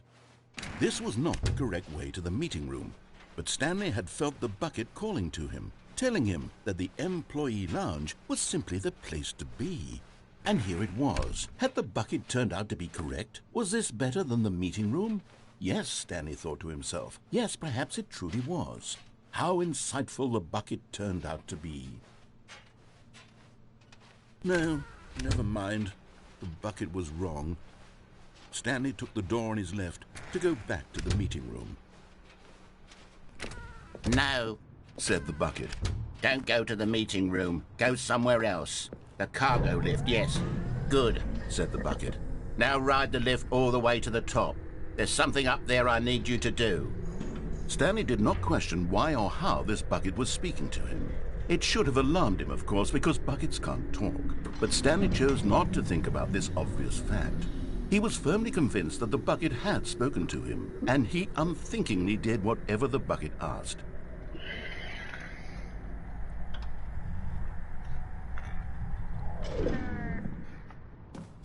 In here. Said the bucket. Go into this dark room over here. Stanley once again obeyed blindly. Now pick up the phone. Said the bucket. Pick up the phone and it will take us back home, where we can go about life together.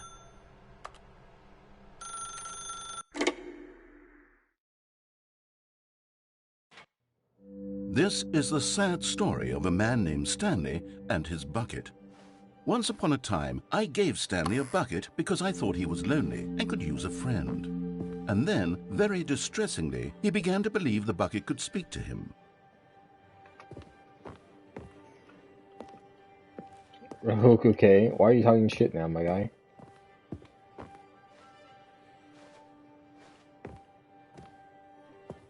Oh, bucket.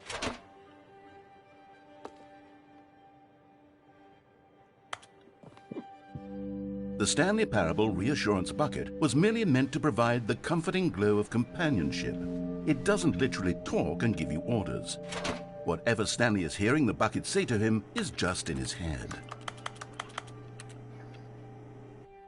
Lately, I've been concerned about him. Wouldn't you be concerned as well? To see him delusional like this, obsessing over an inanimate metal object? I want to say something to him, but I don't know how I can convince him. I don't know if he'll listen to me. Oh, I'll try anyway. Stanley, can you hear me? Listen to me.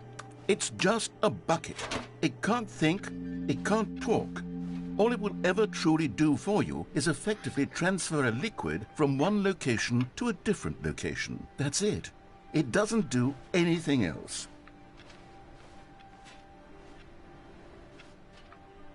You see, he's not listening. He's still taking orders from the bucket. You know, once upon a time it was me he took orders from. Me he trusted and listened to. Now all he cares about is his awful bucket. This stupid hunk of metal.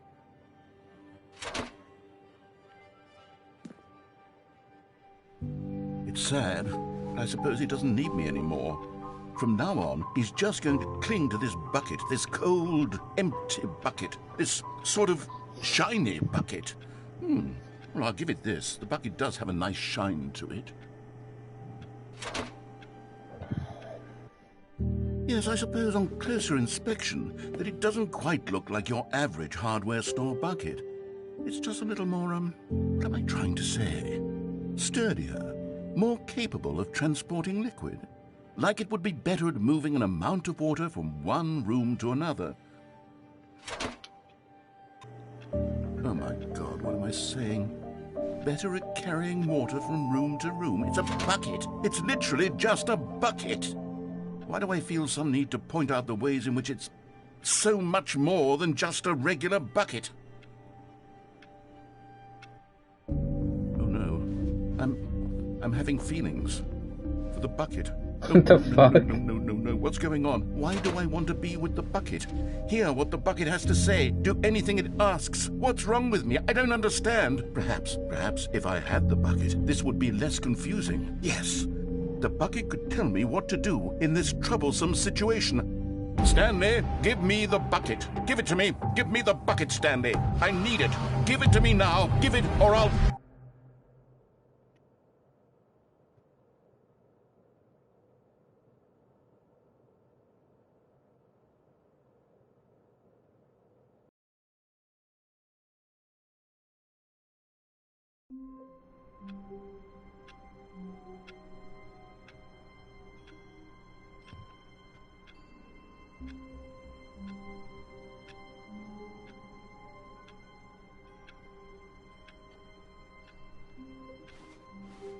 All of his co-workers were gone. What could it mean? Stanley decided to go to the meeting room. Stanley lifted the bucket into his arms, and a wave of comfort rushed over him.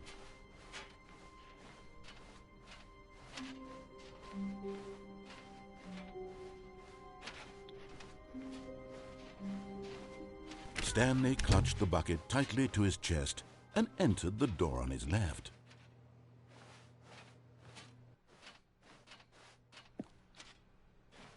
This was not the correct way to the meeting room, but Stanley had felt the bucket calling to him, shit, it's gonna telling redo it. him that the employee lounge was simply the place to be. And here it was. Had the bucket turned out to be correct? No, never mind. The bucket was wrong. Stanley took the door on his left to go, and so the two of them detoured through the maintenance section and walked straight ahead to the opposite door.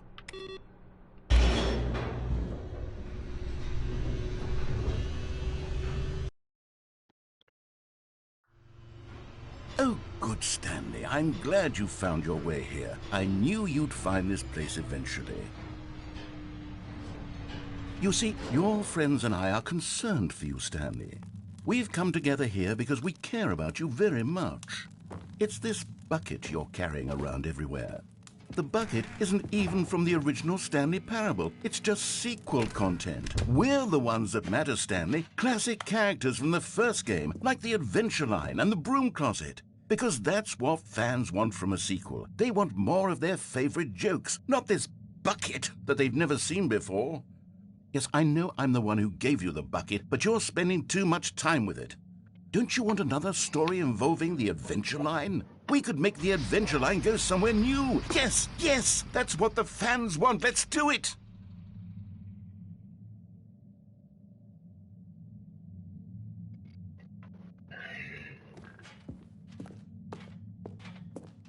Whee! Look at that wacky line. Who knows where it'll go off to next? Oh, and it played some silly music as well.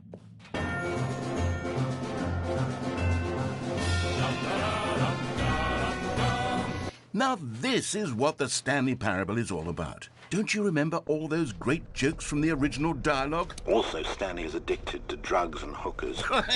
Yes, it's as classic now as it was back then. Let's do it for the fans, Stanley. Let's give them more content exactly like this. But if we want to do that, you're going to have to give something up.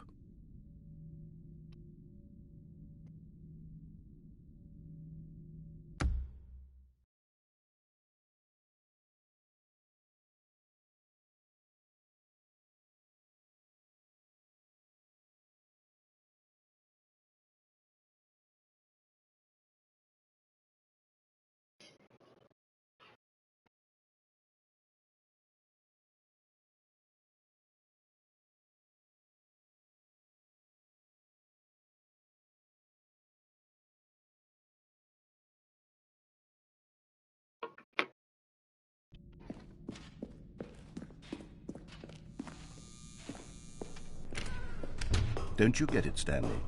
We need to get rid of the bucket. That's why I'm very proud to introduce a brand new character.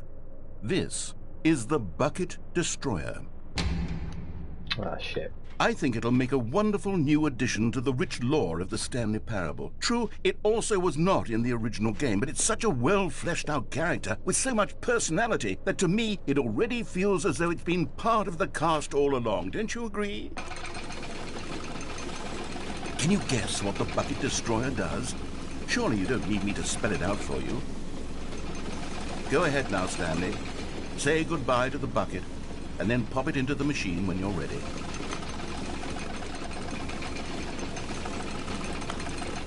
Now listen to me. It's crucial that you give it the bucket. I don't know what the Bucket Destroyer will do if it can't destroy your bucket. Destroying buckets is all it knows. That is its singular personality trait. Sure, I can hear you saying, how does a character with only one personality trait deserve to join the pantheon of beloved Stanley Parable characters?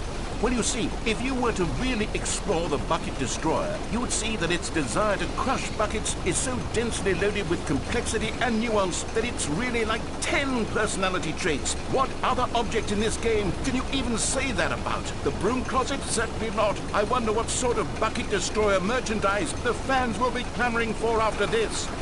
Okay, the Bucket Destroyer is getting very upset now. You'll have to hurry and feed it. We can't get back to the classic Stanley Parable characters like the Adventure Line or the Bucket Destroyer until you crush that damn bucket. Quickly now, the fans are waiting. Do it, the fans, Stanley. Give the fans what they want. Hurry and... Damn.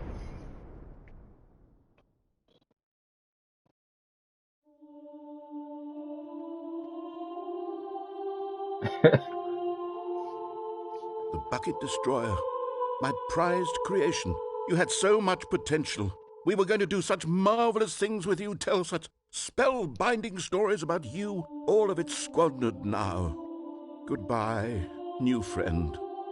For the moment in time that you were here, you were magnificent.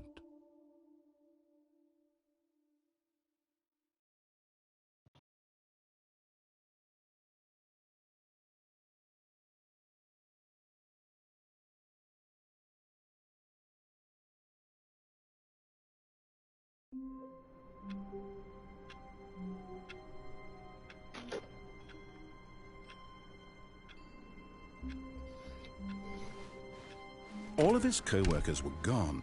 What could it mean? Stanley decided to go to the meeting room. Perhaps he had simply missed a memo. Yes, I didn't take the bucket this time, you asshole.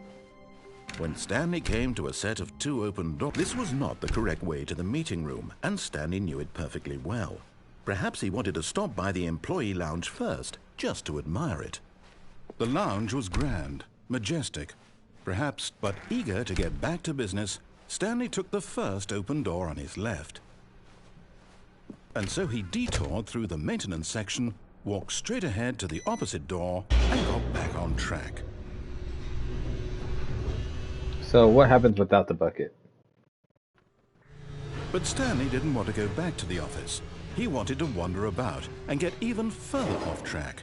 So now in order to get back, he needed to go, from here it's, Left. Oh, no. No, it's to the right. My mistake. No, not the right. Why would I have ever said it was to the right? What was I thinking? It's clearly... Oh, dear, would you hold on for a minute, please? Now, let's see. We went down right, left, down, left, right. Yep, okay, yes. I've got it now. This story is absolutely, definitely this way.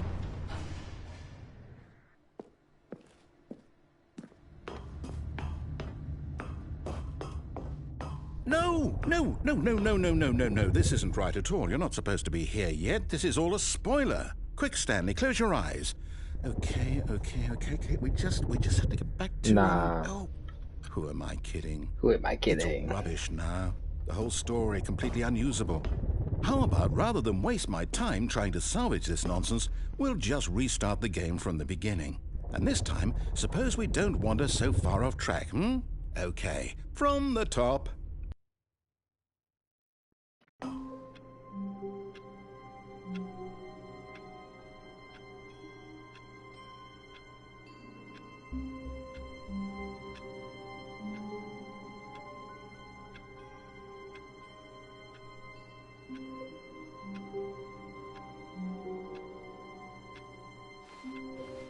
All of his co-workers were gone. What could it mean? Stanley decided to go to the meeting room. Perhaps he had simply missed a memo.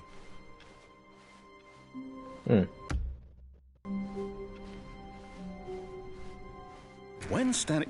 Wait, what? No, I restarted. I swear I definitely restarted the game over, completely fresh. Everything should be... Oh, did something change? Stanley, did you change anything when we were back in that room with all the monitors? Did you move the story somewhere or... Hold on. Why am I asking you? I'm the one who wrote the story. It was right here just a minute ago. I know for sure that it's here somewhere. Okay, then. It's an adventure. Come, Stanley. Let's find the story.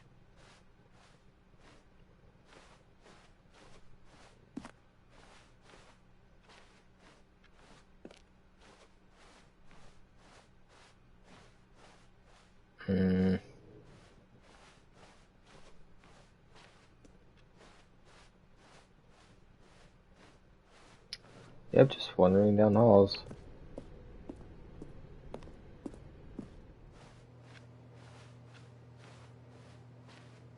I'll say it. This is the worst adventure I've ever been on. I can promise you there definitely was a story here before. Do we need to restart the game again? Well, I find it unlikely that we'll ever progress by starting over and over again, but it's got to be better than this. Okay, let's give it a shot. Why not?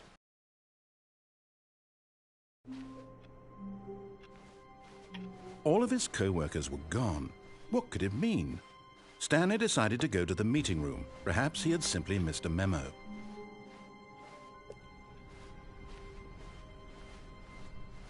Okay, yep, it's worse. I might be remembering this wrong. It's possible the story is back where we just came from. Why don't we go back the other direction and see if we missed anything?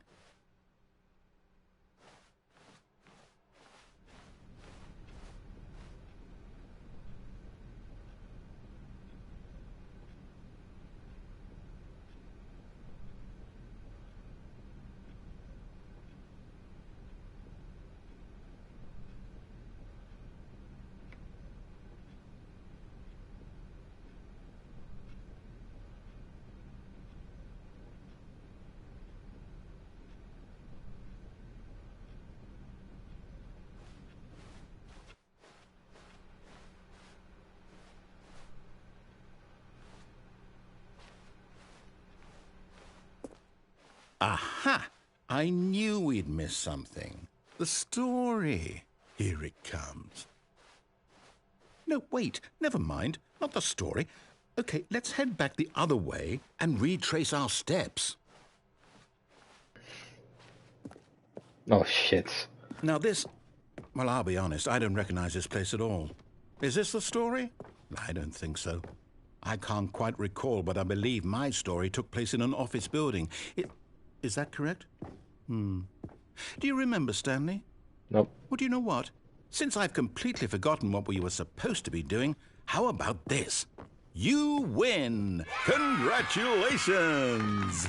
I know you put in a lot of hard work, and it really paid off, so good job. Oh, no. No, I don't feel right about this at all. We both know you didn't put in any actual work for that win. Some people win fair and square, and this was not one of those situations.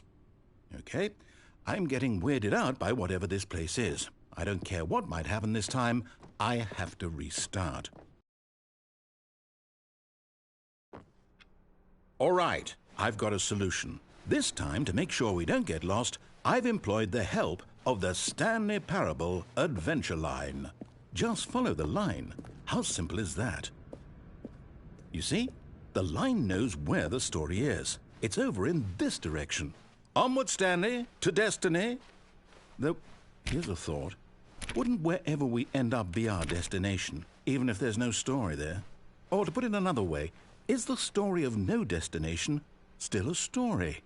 Simply by the act of moving forward, are we implying a journey such that a destination is inevitably conjured into being via the very manifestation of the nature of life itself? Okay, Stanley, I need to follow this train of thought for a minute. Just stick with me. Now, we can both agree that the nature of existence is in fact a byproduct of one's subjective experience of that existence, right? Okay. Now, if my experience of your existence rests inside of your subjective experience of this office, is this office, in fact, the skeleton of my own relative experiential mental subjective construct? Whoa. Hang on. That got a bit weird back there. Well, I'd like to apologize. Not sure where I was going with all that. You know what? I think what we need right now is a bit of music to lighten the mood.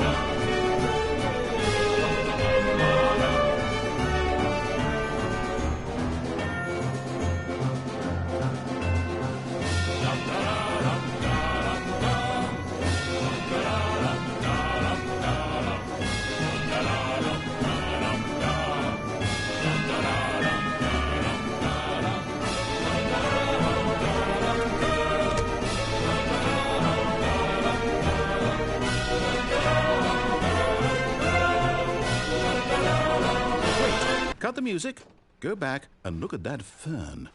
Oh my god, what fern? Stanley, this fern will be very important later in the story. Make sure you study it closely and remember it carefully. You won't want to miss anything.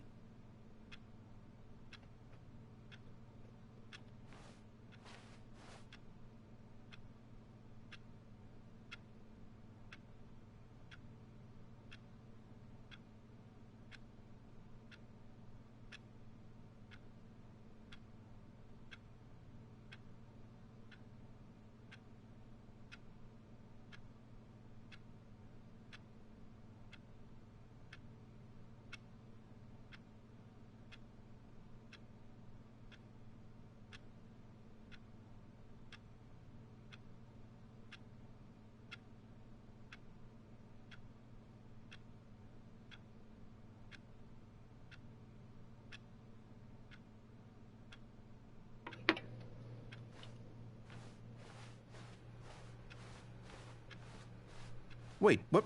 We're back at the office? No. Line, you do know we're looking for the Stanley Parable, right? The story? Is any of this ringing a bell? Oh, no, not again. Line, how could you have done this to us? And after we trusted you, after everything we've been through, you... Oh, I can't take this anymore. To hell with it. Restart.